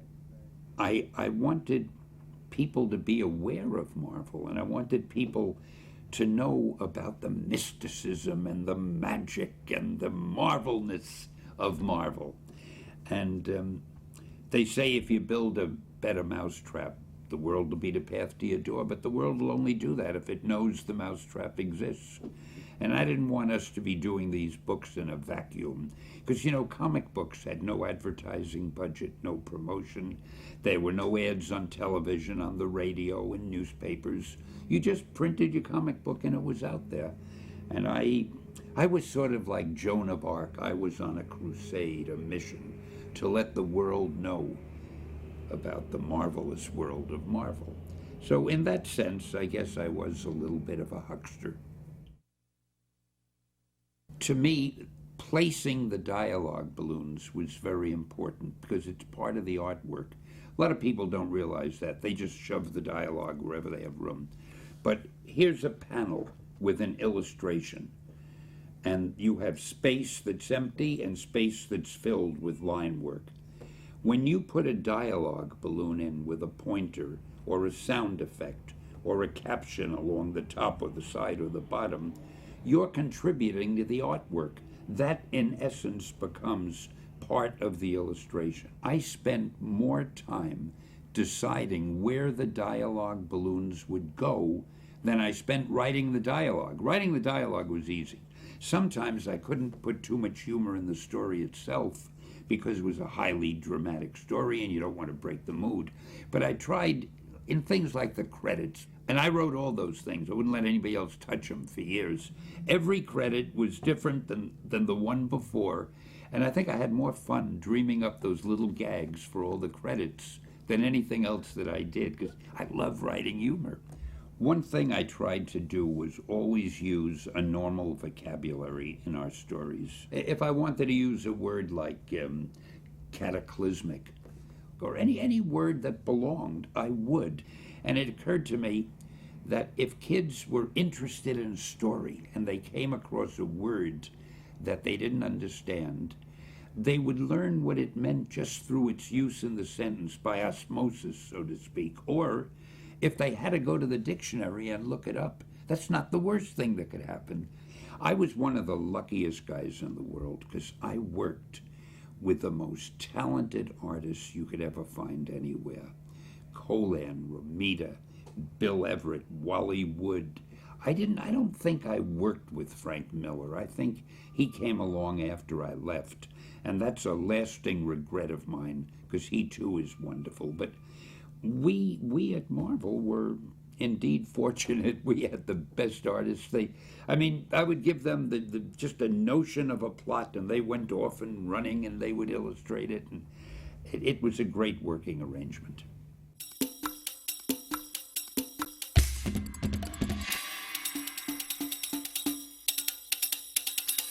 I told Stan that I was tired of penciling. I thought I was burned out. In 1965, I thought I was finished. And I said, oh, ink, I can help you that way. If you give me pencils, I can polish them up a little bit. So first thing he did was pull out a Daredevil assignment and said, could I help him out in an emergency? And I was a sap my whole life. I was what I call a good soldier. And I said, sure, if you need help, I'll help you out with that. Fully expecting I'll go back to inking after I finish this one Daredevil story. Of course, that lasted 6 months, I think. I did Daredevil, and I started to like it, thanks to Jack Kirby's indoctrination with breakdowns. This is the original black and white art, penciled by me, written by Stan Lee, and then inked by me. This is the first splash I did in Daredevil. When I brought in that pencil, Stan accepted this splash, but the pages immediately following it were a little bit quiet and slow moving. So Jack Kirby was called and inducted into the sequence. Stan Lee had elevated the art of communicating with the readers on a page called the bullpen page. He was apologizing, if you read it, for the slowness of the start. But just wait till you get to page 3. That's where Jack Kirby took over. This is the Jack Kirby influence. In other words, instead of taking his clothes off and neatly folding them and putting them on a rack, he takes his clothes off, he quickly gets dressed, he prepares, and he leaps out the window without even looking. And he just hopes he's going to find a flagpole or something to land on. Almost immediately, after seeing the way he paced it, how nothing is slow moving, everything is quick, bang, bang, bang. I caught on almost immediately. Stan didn't have enough time to script all of these things in advance, otherwise he would have. So what he did was, he would verbally or quickly dash out a half-a-page plot and send it to the artist. Mostly it was verbal, I think, just for time's sake. And the artist then would decide what to make a splash scene and how to introduce the characters and how to unfold the story, which was at first terrified me. But almost immediately, maybe in a month or two, I realized, holy mackerel, this is a much better way to do it. Comics succeeded despite doing it the wrong way. It should have always been done visually. Once we made it a visual medium, two things happened. Every artist had his own approach to storytelling, so you had more variety, instead of having a writer's personal approach. Secondly, Stan Lee discovered that after he had the silent drawings, he could now add balloons where he didn't expect to be able to add them. Sound effects could come anywhere he wanted. So he gained freedom. We gained freedom, albeit we gained a lot of time-consuming responsibility, but it also was much more gratifying, and we were able to put our stamp on the thing, and it was wonderful. If anything made comics boom, I think it was that accident of expediency. The Kingpin is my favorite creation. Stan's procedure used to be, he would leave me a little card on my drawing table saying next month the character is going to be called the Kingpin. That's all. No description, no limitations. The sky was the limit. All the criminals, master criminals that Ditko and Jack Kirby had created had a similarity. They were all lean, mean-looking, mustached, with a felt hat and a striped suit. That what I would call the established criminal type. So when he said the Kingpin of crime, I immediately was looking for the most different look that I could. So I fashioned him after a Wall Street tycoon baron type. John Jr.'s run on Daredevil is probably one of the most satisfying things that ever happened, because it turns out that I worked on Daredevil for a short period of time, but I felt like it was mine. He then took a run on it, quite a run.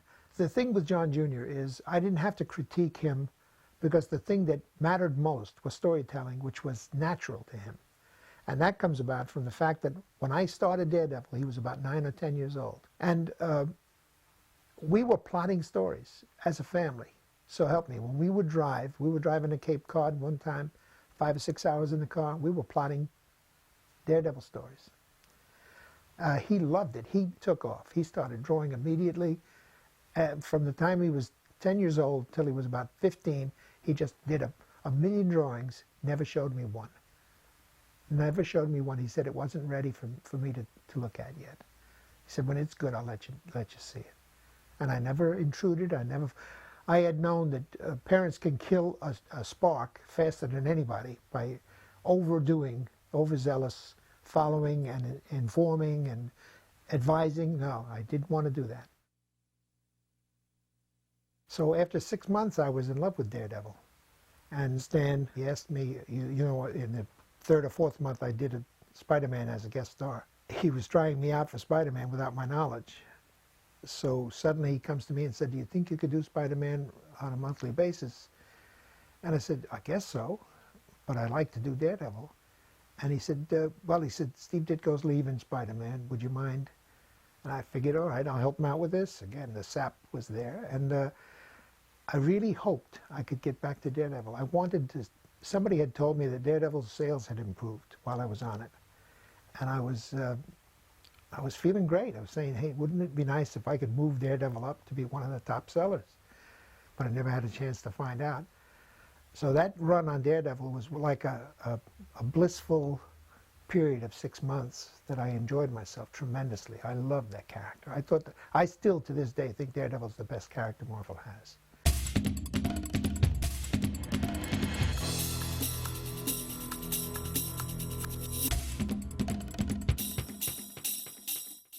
Hi, my name is Gene Colan, and welcome to my studio. I was on Daredevil for approximately 6 years. I enjoyed it, every bit of it. It was getting to the point, though, where it was getting very difficult to keep choreographing the same fight scenes and have them look different. And sometimes I would bring it up to Stan, why are there so many fights in all these stories? Why can't we get away from it? He says, because this is what the fans really want to see. I kept it fresh and original by approaching it each time as if it were the first time. Each time I got a story, and each time I handed a story and I got another one, it was always uppermost in my mind as to how different can I make this one, and this one, and so on. And as they came in, it was almost like an assembly line. But I just threw myself into it, lived another life in a sense. I tried to get into that story myself. I tried to jump into the page and try to imagine what it would be like to see it visually as an outsider. What am I looking for? What am I trying to capture? If there was a fight scene, I would try to do it in a way that would confuse the reader. Because in real life, very often you don't see the details. You just see action, and you don't see things flying much else but arms and legs and people sailing over tables, but you don't see the details. And very often it's done in a dark room where you can even see less.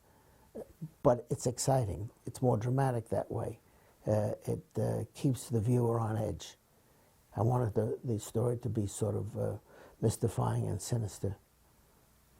I was working for the older crowd, and I probably didn't know. I was really working for myself.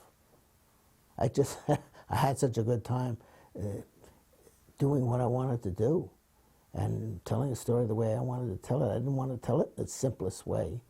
I wanted to be confusing, and I wanted to be complex, and I wanted the reader to think about it a little bit, take it seriously, even though it's not a thing to take seriously, but I wanted them to take it seriously, because I took it seriously.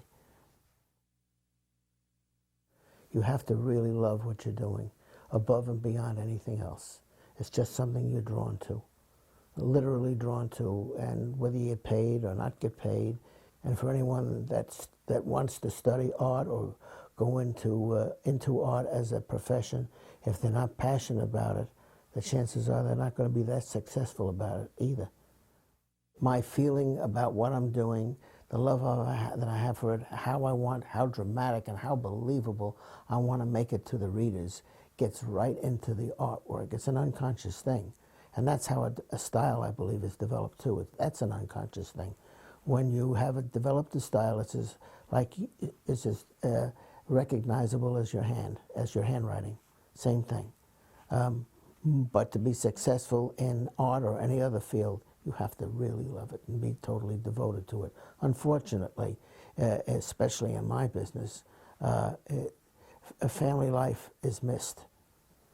It's a sad thing, but you're not really with your family that much. You're married to your art. And I have some regrets about that, and there's nothing I can do about it.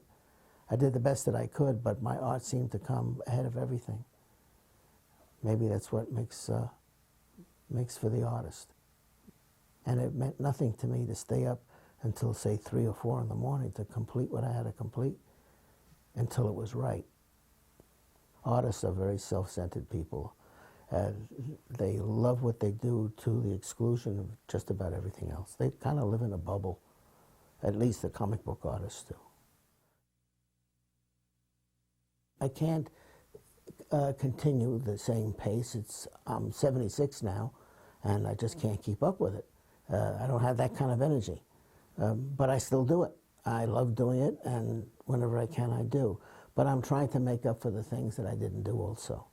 I pay a little more attention to my children, certainly to my wife, who is 75% of the reason I'm still here. I'm very grateful to them.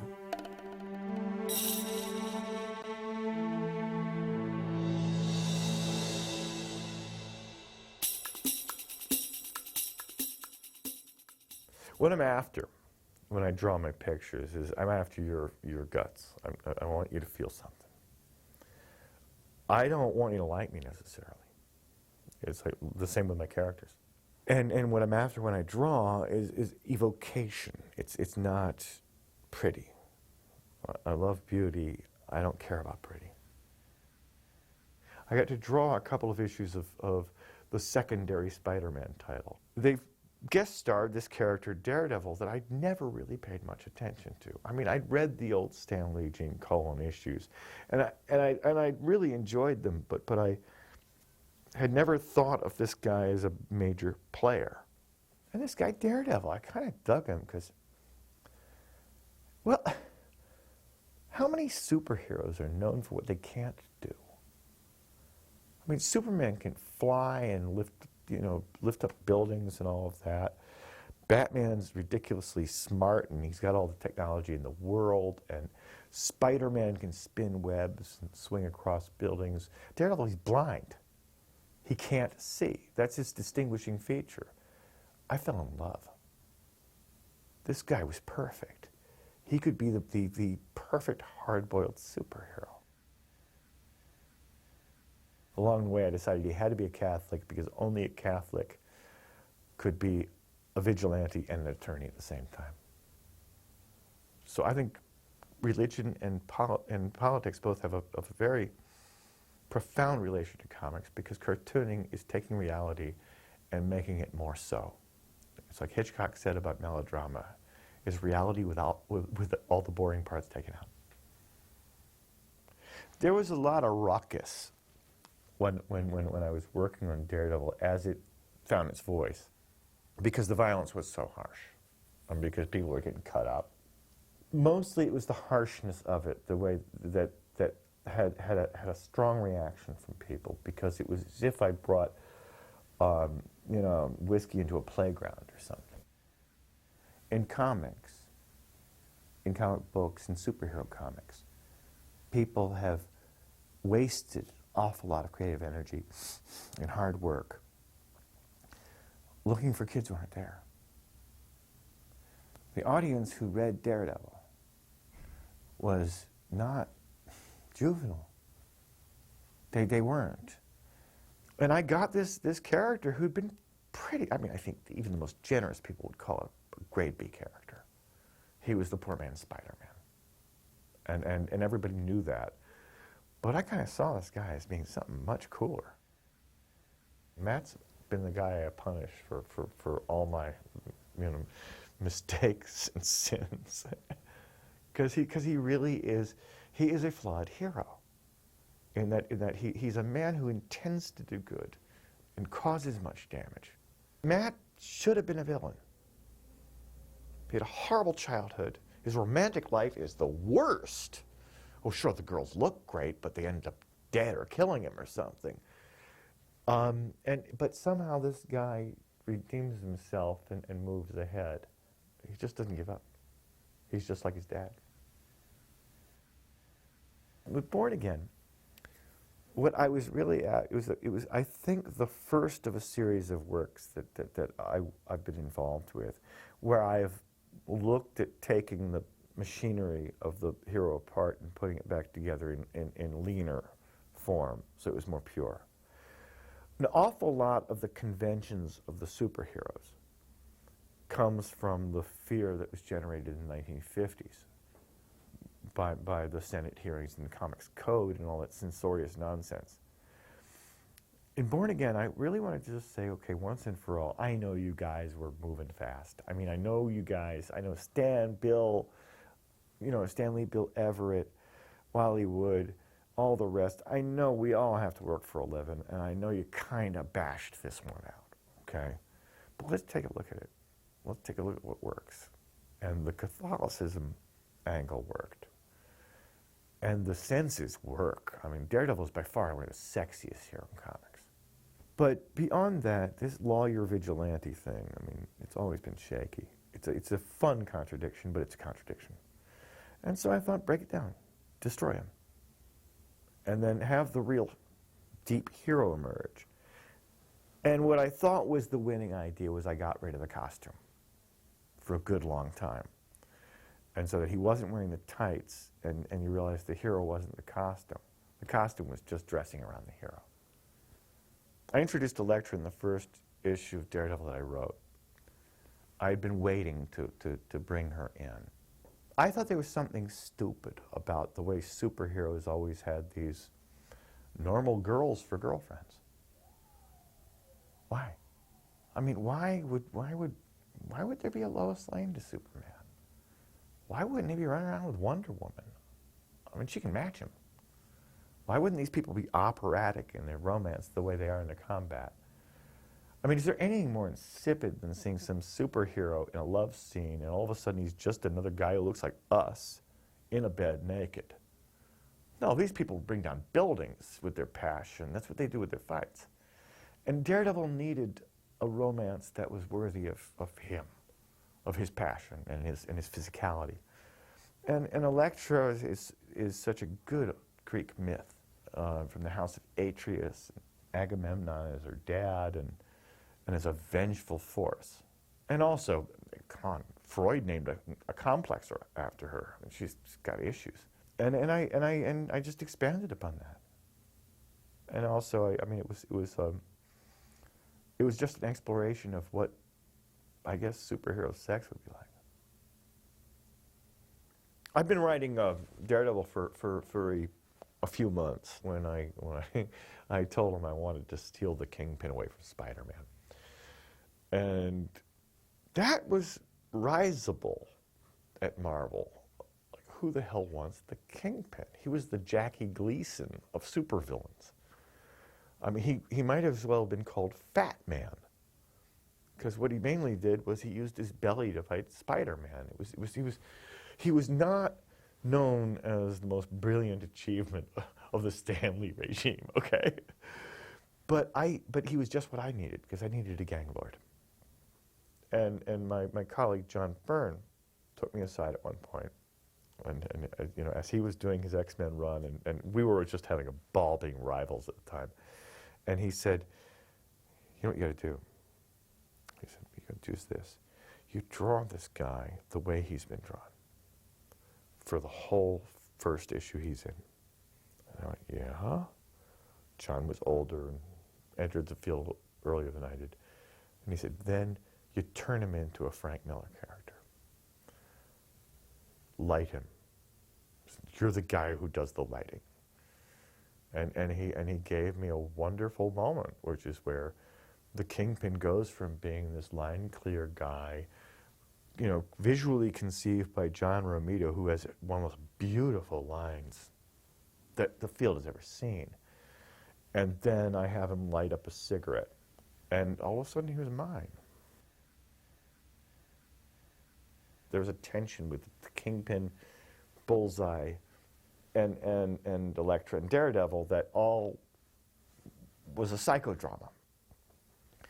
Bullseye is the ultimate bad boy. He's a psychopathic killer, yes. But he's really good at it, and he's really smart. The final act of the Elektra story had to involve him. And she had to be cruelly and coldly murdered by the worst possible enemy Daredevil ever had, because it was his ultimate humiliation. Along with losing the love of his life, he also, it was in such foul circumstance that the man was mocking her as he murdered her. And I don't think the symbolism of that sigh going through her was lost on much anybody. I mean, it was a rape murder in a superhero comic. It's pretty weird. To this day, I'm still surprised that Marvel was able to just say, okay. And in comics, you can't waste time. Comics exist in time. The reader is moving through time. It's not gallery work. And so you have to know how to produce it expeditiously, because that's where comics gain their energy. That's what makes them sexy. It's what makes them fun, is that they don't slow down in an artistic sense. Everything is narrative. What's done by the hand in comics is something that movies cannot approach. We've felt so long like we were like, you know, the retarded little bastard nephew of media that we've forgotten that we're better at certain things than they are. And then, yeah, movies are much better at a bunch of things. Movies are much more powerful. Movies control pace. A cartoonist has to be really smart to slow you down. A filmmaker just has to leave the camera where it is for a long time. And it's a different set of virtues and weaknesses. So yeah, I came in wanting to make comics more cinematic. I stay in wanting to make them less so.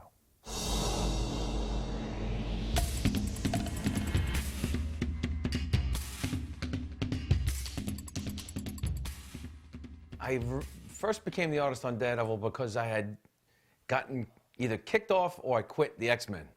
And I had this crossroads in my mind where I didn't know if I wanted to be a cartoonist anymore. I was really fed up with the industry. And it wasn't because of comics itself, it was personalities. The guys I was dealing with were boneheads, to say the least. At any rate, Ralph Macchio asked me if I wanted to do Daredevil. Simple as that. He said it's a great character, and he says you can do full pencils and do your own storytelling, play to your strength. And that was it. It was simple as that. I was ready to walk from the industry at that time. So it was a nice, and that actually, to me, is a turning point in my so-called comic books career. I was ready to go at that point. Then working on Daredevil, I suddenly got invigorated and improved from then on.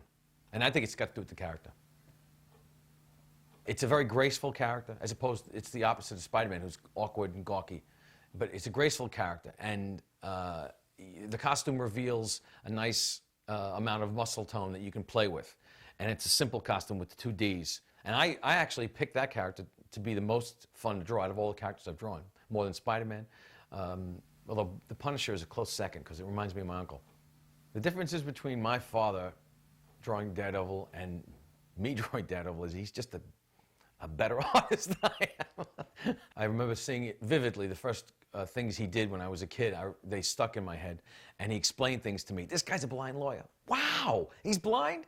I mean, being a kid at that age, anything that is different was fun, and the fact that this guy's a superhero, surrounded by a whole bunch of guys, and not only that, but he's blind, I got to hear more about this guy. So in my mind, it started out as my father. By the time I got to the end of my hand, it was me. The only pressure I felt about being my father's son artistically was self-imposed. Nobody else ever gave it to me.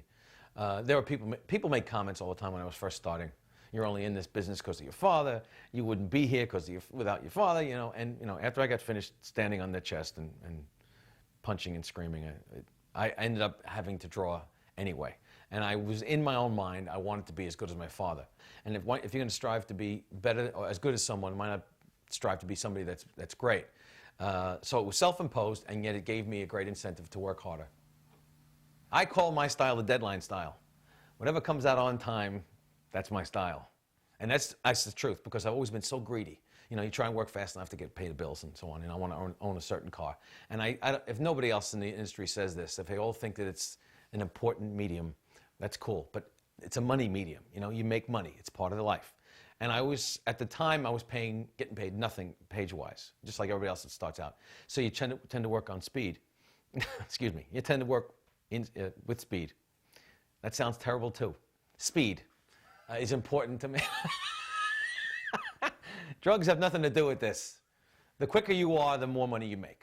So I only developed a style as far as how quickly I could work.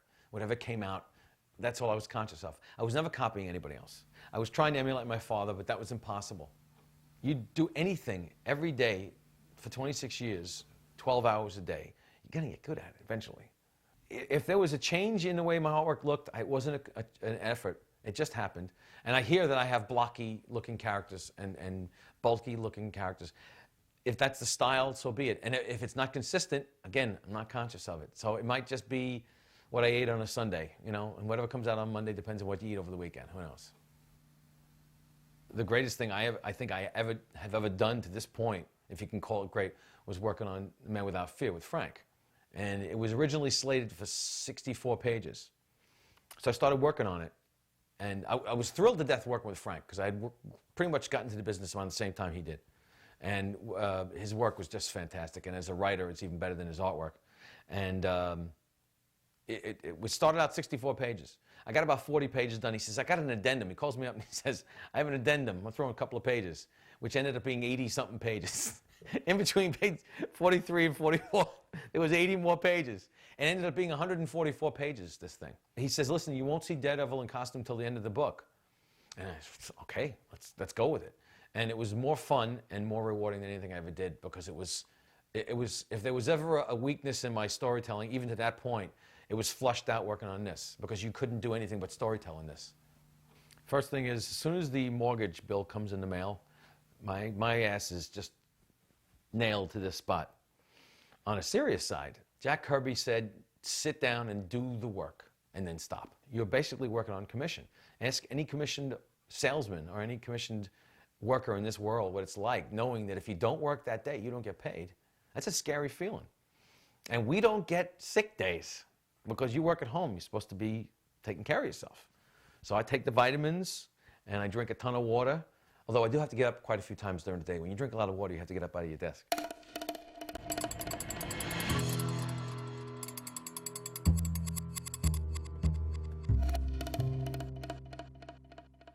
When I break down a story, I look at a story as music. There was a scene in my Daredevil run with Kevin Smith. I believe it was after Karen Page sort of met her terrible demise, where Daredevil for a second really contemplated suicide, and I think I broke down those pages into like 24 panel grids or something. They were very, very tiny panels, but each one sort of had a rhythm to it, and by composing the panels in that sort of a small configuration, I also wanted to give this sense of prison bars, imprisonment, and very tight and claustrophobic surroundings. And what do you do? Time's running out. Life stinks. I got to get out of here. And what's the only way out? I got this gun at my feet. So those are the kind of things I try to add to the story, but ultimately I run instinctually when it comes to storytelling. I just do what I feel is right for the moment. My working relationship with Kevin Smith was probably one of the, I think to this day, it is the best collaboration I ever had with anybody. When Kevin was first approached by us to do this, he immediately said, yeah, sounds like a great idea. And we were all gung-ho, and then it was like, the days were passing, and we weren't getting the scripts from Kevin. Kevin, where are the scripts? And, it took a call finally from my business partner at that time, Jimmy Palmiotti, to Kevin to say, dude, what the hell's wrong with you? Let's get this script and let's do this. And, it took me a couple of months to realize that the fear that Kevin was feeling. What if he writes a clunker, and people are going to perceive it in a multitude of terribly, horrifically negative ways. The movie industry is going to say, oh, look, he couldn't play in that little sandbox. And the people in the little sandbox are going to be like, oh, look at this big guy. He just couldn't cut it in our world. And the first story, the first issue of Daredevil that he wrote it in screenplay format. I just said, dude, just write it. Let me break it down for you. By about issue 4 and issue 5, Kevin nailed it. Karen Page's death, that was... That was a really interesting moment because Kevin and I had discussed having that happen. At this point, the Karen Page character had been through so much stuff. I mean, anybody who's familiar with Frank Miller's run, and I'm not going to spoil it for anybody, but you can tell that character has been run through the mill. She will never be embraced by Mothers of America. So we felt, the character was sort of damaged to begin with.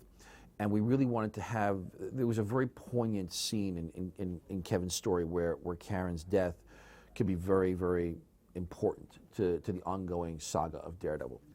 It had to be a big secret. And we knew that if we went out there and said there's a major death in Daredevil number 5, our sales would have gone through the roof. But we just said, you know what? Let's give the fans a real surprise. Let's not advertise this ahead of time. Let's just throw it out there and see what happens. So that was the first thing. It was going to be a big surprise, and we kept it a secret all the way until the book finally saw print. And number 2, we wanted it to be significant. So she had to die in a way that dead is dead. She's not coming back. Karen Page is not coming back to the Daredevil universe. And to this day, it's been pretty much upheld because of the fact that it was a significant death in the Marvel universe. See, so it was Jimmy, it was myself, there was Ralph, there was Kevin, and Jimmy's girlfriend, Amanda Connor, who's also an artist, all contributed ideas at that point to make this scene. So it took about 5 people to sort of throw in little ideas here and there, and then Kevin took all that stuff and sewed it together into this incredible scene.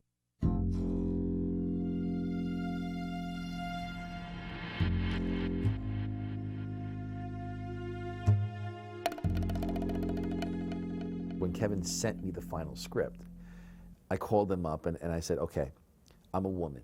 And he's like, what do you mean? I'm like, I cried. He's like, you are a woman. as editor-in-chief of Marvel right now, I'm responsible for a lot of the look, a lot of the way the books are, the overall look of the coloring, the kind of artists we hire, more importantly, the kind of writers that we look for, the way we tell our stories, and then the other part of this job, which I really wanted to sort of get a hold of. What made Marvel special was that Marvel had a public face when Stan Lee was here, okay? And in no way, by the way, am I ever comparing myself to Stan Lee, because Stan Lee's a mutant, okay? I just want you to know that, because he does have a superpower. And Stan's superpower is that if you ever met Stan, okay, you could meet him for 10 seconds, and he'll say, hey, how you doing? Put a hand on your shoulder, and you feel like you've known him forever. Stan had that amazing mutant power. I don't have that. But what I do have is I have the internet at my disposal, and I have a big mouth, and I'm very opinionated. At Marvel, we're sort of like the hot-blooded Latin family. We're the Sicilians, you know what I mean? We're out there, and we're yelling at each other, and DC is very waspy. They're very proper, they're very dynasty, so to speak. And that's really the big difference between the two companies. And that was the other thing that I sort of wanted to reinstate, that there was this sort of like ridiculous détente between DC and Marvel for like the last few years, where they were doing crossovers, and they were doing this thing called amalgam, where they put their characters together, and it's like, oh God, it bored me to death. And I remember what was cool when I was growing up was the fact that it was DC or Marvel, man. You belonged to one gang or another. It's healthy to have kids at the store or at the bookstore, at the comic shop, wherever it may be, talking about it, and disliking one company or another or whatever, but they're buying everybody's books. But the important thing that matters, they're passionate about something. And if it's passionate about loving Marvel or not loving Marvel, that's great, because to me, being passive is just death.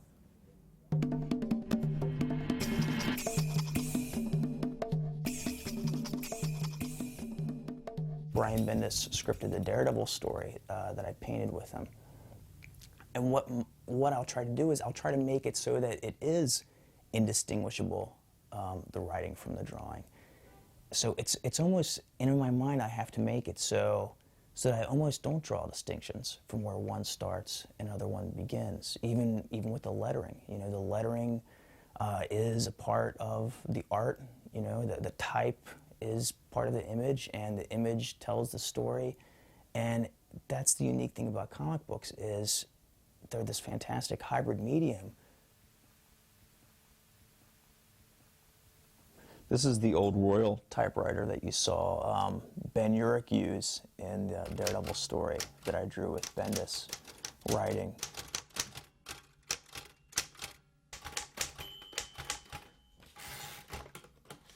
For a lot of my collage stuff, I save a lot of the things people send me or things that I find, and I end up somehow using it, in my work.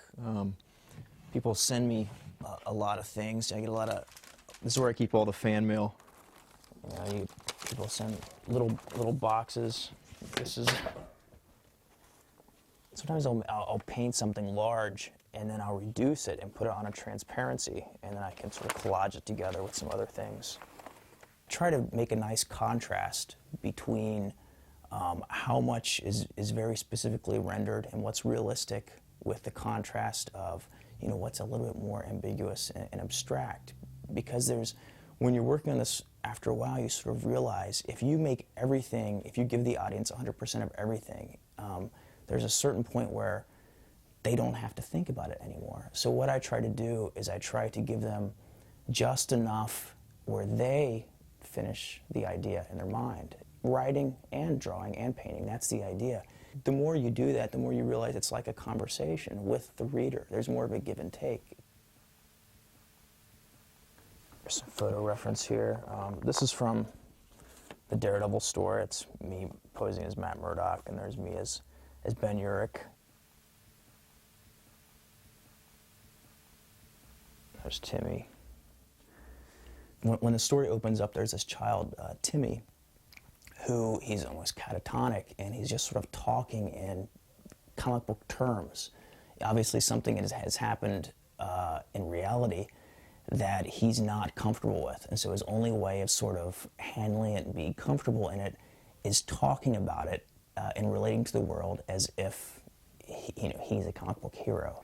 So we thought, well, how fascinating would it be if in Timmy's world, it's all Joe Quesada art.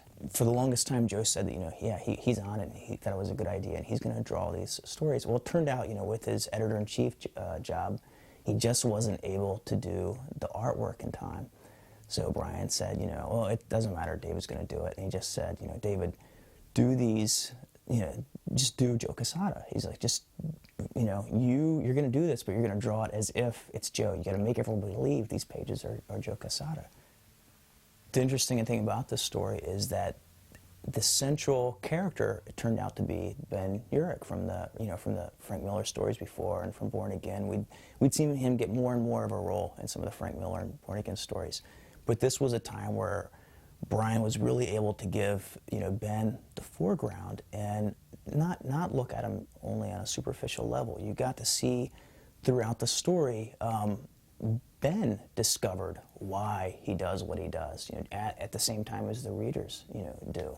When I'm in the middle of a book, what I'll end up doing is taking all the pages that I've completed so far, and I'll sort of, layer them around, the area that I work. And often I'll pull out some other tables that I'll have here, so I'm able to work on, an entire scene, several pages at one time, and I can see how they fit into the context of the rest of the story.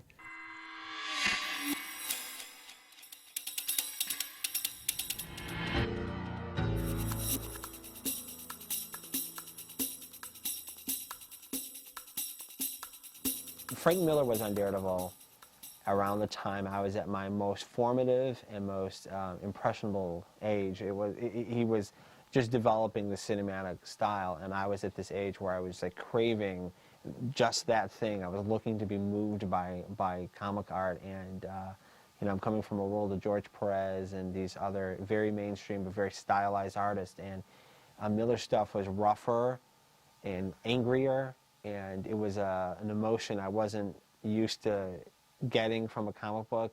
The issue where Elektra died, 181, which is, probably the best crafted issue, and also there's something that's very hard to do for us comic creators today, which is really keep the element of surprise. Then we were just turning the page and I'm like, oh my God, she's dead, and I care, and she's really dead. So it was violent, and it was disturbing, and I remember being shocked. I mean, you throw it across the room, like, oh my God, I have to sit down. So, yeah, so those are very influential. And that feeling, that Daredevil 181, is what every single comic creator of my generation aspires to do.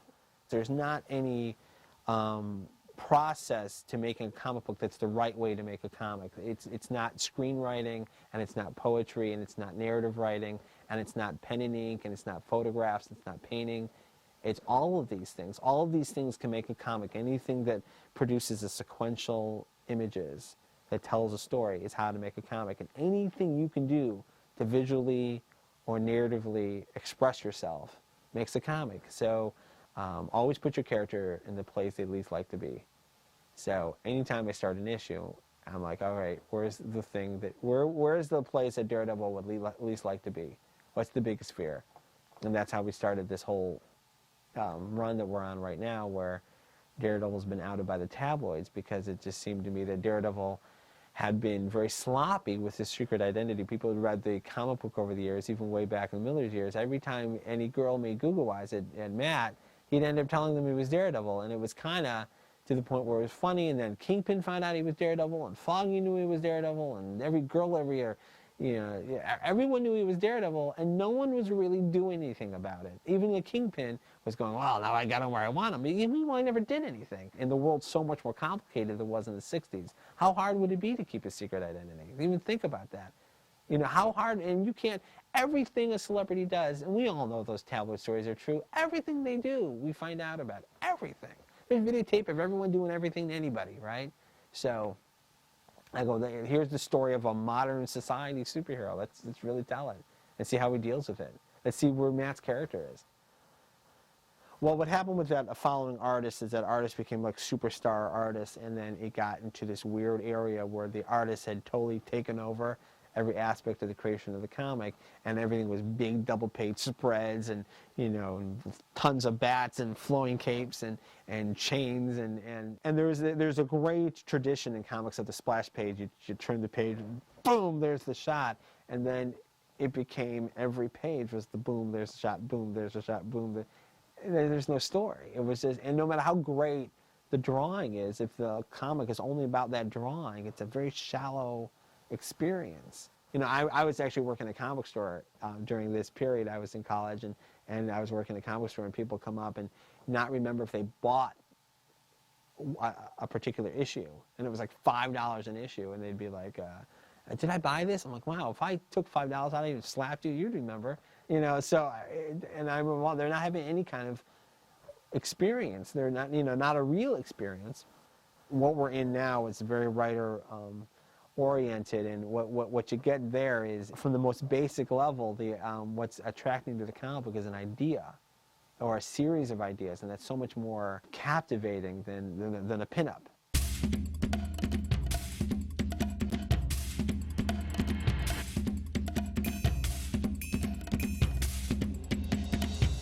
When I was writing Guardian Devil, I killed off a character called Karen Page. Now, this was a character who nobody really cared about at that point in the books. I mean, A, nobody cared about Daredevil. It wasn't selling. And B, people didn't really care about Karen anymore. You know, Daredevil had had affairs, of course, with Elektra and Typhoid Mary and, you know, any number of chicks. He was kind of a pussy hound of sorts in the comics, which was another really kind of interesting aspect of his character that set him apart from most superheroes. So we killed her off, man, and you would have thought that we, you know, killed Christ. It was insane, the kind of reaction people had to it, the bad reaction people had. You know, how dare you kill off a character who's been around longer than you, that character's older than you. And it's like, hey man, nobody, you know, cared about the character lately to begin with. But it proves that you should never go mucking with comics continuity. You know, boy, you tend to tick off people you didn't even know existed. When we were working on Guardian Devil, I had zero interest in touching Elektra. It was bad enough we were touching Daredevil, which, you know, we'd all felt was Frank's character and will forever be Frank's character. So that was a dark enough, long enough shadow to kind of work in without having to bring Elektra into it as well. And I felt too that Frank had done, you know, the Elektra Lives Again graphic novel, which nobody was ever sure whether it was canon or not, whether it was part of the continuity or not. But in that book, you know, Elektra was very clearly dead. Elektra was Frank's character, unlike, you know, Daredevil or the Kingpin, or even Bullseye. Frank created Elektra, it was his character. So Joe's position and my position as well was like, Frank says she's dead, she's dead. You know, Frank killed her in one of his storylines, and that's that. I mean, you know, it's one thing to go into the closet and put on your dad's clothes. It's another thing to fuck your dad's wife. And that's kind of what I felt like, you know, about Elektra. It's one thing to go and play in the Daredevil universe, but then to add insult to injury and be like, I'm going to do Elektra too. No, forget it. The kind of interesting backstory or subplot involving his mother, Maggie, you know, who kind of left him as a kid and apparently joined a convent. I mean, that was fantastic to me because, you know, I was raised Catholic. So I was, oh my God, he's more or less, he's a Catholic superhero. You know, he's not a dude going to church every Sunday and whatnot and receiving the host, but had a very, very Catholic streak running through him. But I really appreciated that and played with that a lot more in my storyline, you know, actually putting him into the confessional and whatnot.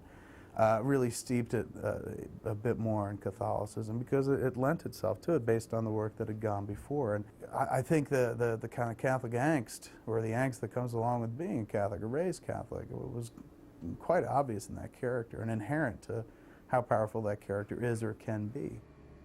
I was in the midst, and still am in the midst, of doing this Daredevil Bullseye Target book. The first issue came out. I wrote the first issue December 2001.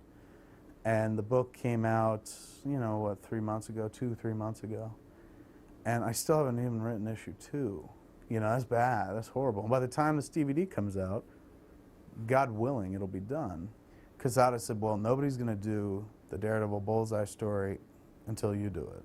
I'm not gonna let those two characters get together again unless you write it. I said, you don't make that, you don't wanna say that.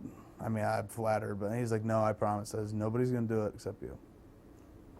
Excuse me. So one day I read that Bendis is going to do that story at the culmination of one of his arcs. And I called up Quesada and I was just like, hey man, I guess somebody's doing that. Daredevil Bullseye story. And he said, oh, I forgot. It's kind of a blunder on my behalf. And I was sorry that I called him up. I'm sorry now, I wasn't sorry then. Because at that time I was just like, you said it was me. And it was one of those things that in life where you get older and hopefully mature as every day goes by. But it was more about keeping a dude to his word than it was me wanting to tell a story. And not the best way to go about a project, to go about any project. You never want to write a story unless you're inspired to write a story. You don't want to write it just because, like, well, I should write it, right? Because the last time they met was on my watch and I should do the follow-up to it.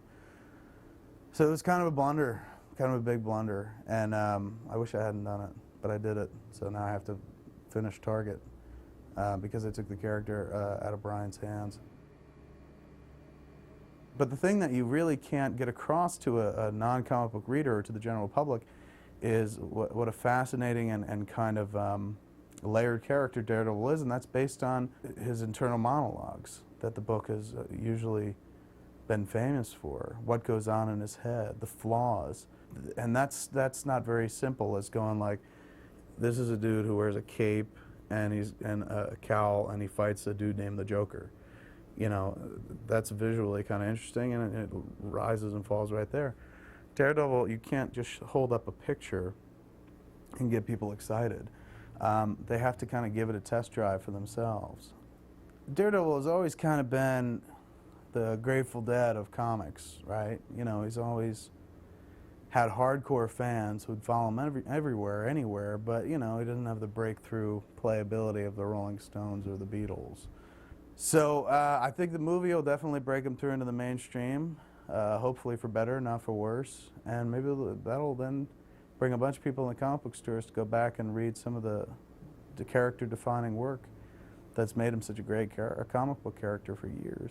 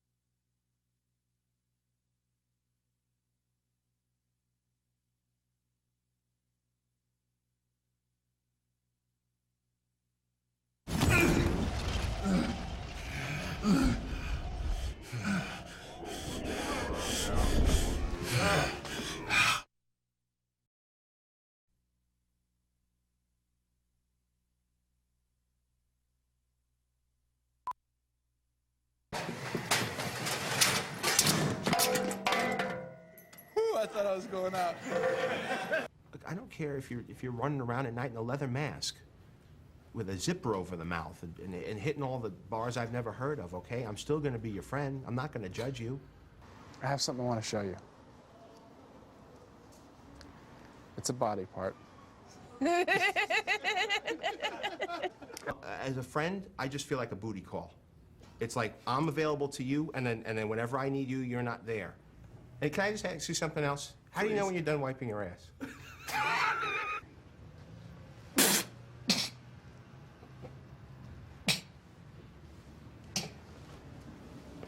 Cut, great. Yeah. What? Hold on a second. Where? Where? Outside. Almost at the front door.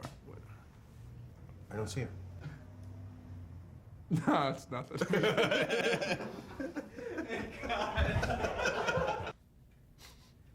No, I don't think it's.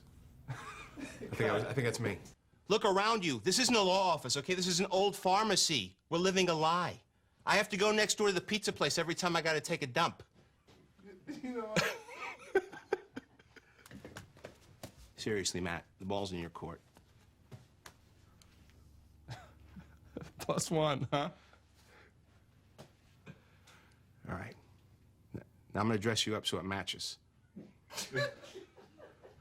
Thank you. I'm going to help you pick out a suit. No offense. It's black tie, though, right? What do you care? All right. I'm running the pizza place. I'll be right back. Just, can you do that? Turn the corner, Ben. You're almost there. What is it? What's wrong? What's happening? Electra? I can't tell you. It's a secret? Yes. It's Ben, don't do that.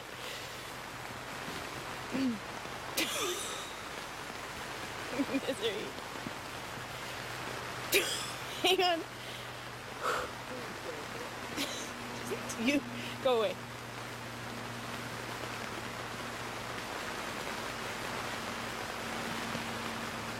I will not be a victim again. Hang on.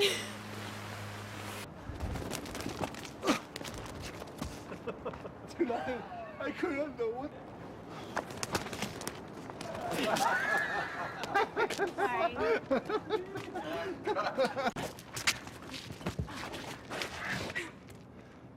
Sexy. Comedy.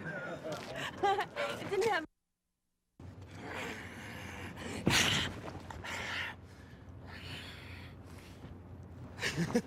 Let me at her. Let me at her.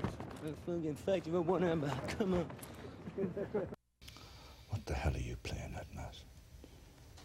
He didn't come here for forgiveness. Justice. And I've forgotten my fucking line. Oh, yeah, fucking Jesus, the fucking place. No, nothing, I have please. the fucking Fuck place. you. Oh, fuck it, I go down. Fuck you. God, go to a better place. Close the fucking door. Shut the fucking door. Just make sure you stay on the right side, son. I can't say I'm too.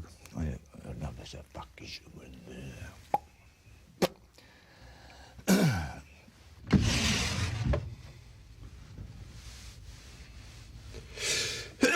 God bless you. Forgive me, Father. God bless you. All right, thank you very Hey, much. close the fucking door.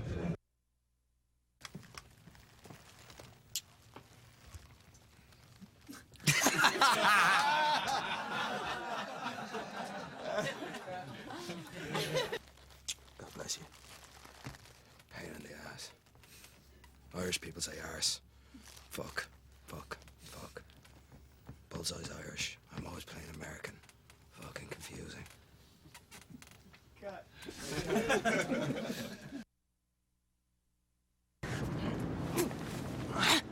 don't you start with what we do like and tell me what the... Start with what... Why don't you start with what you do like? Tell me what you do like and we'll start there. Okay.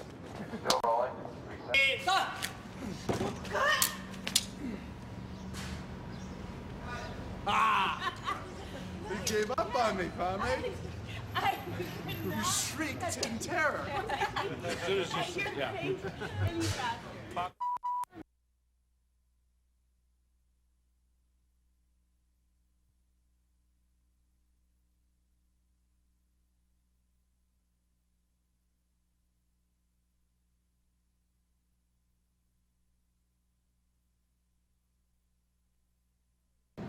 Victory!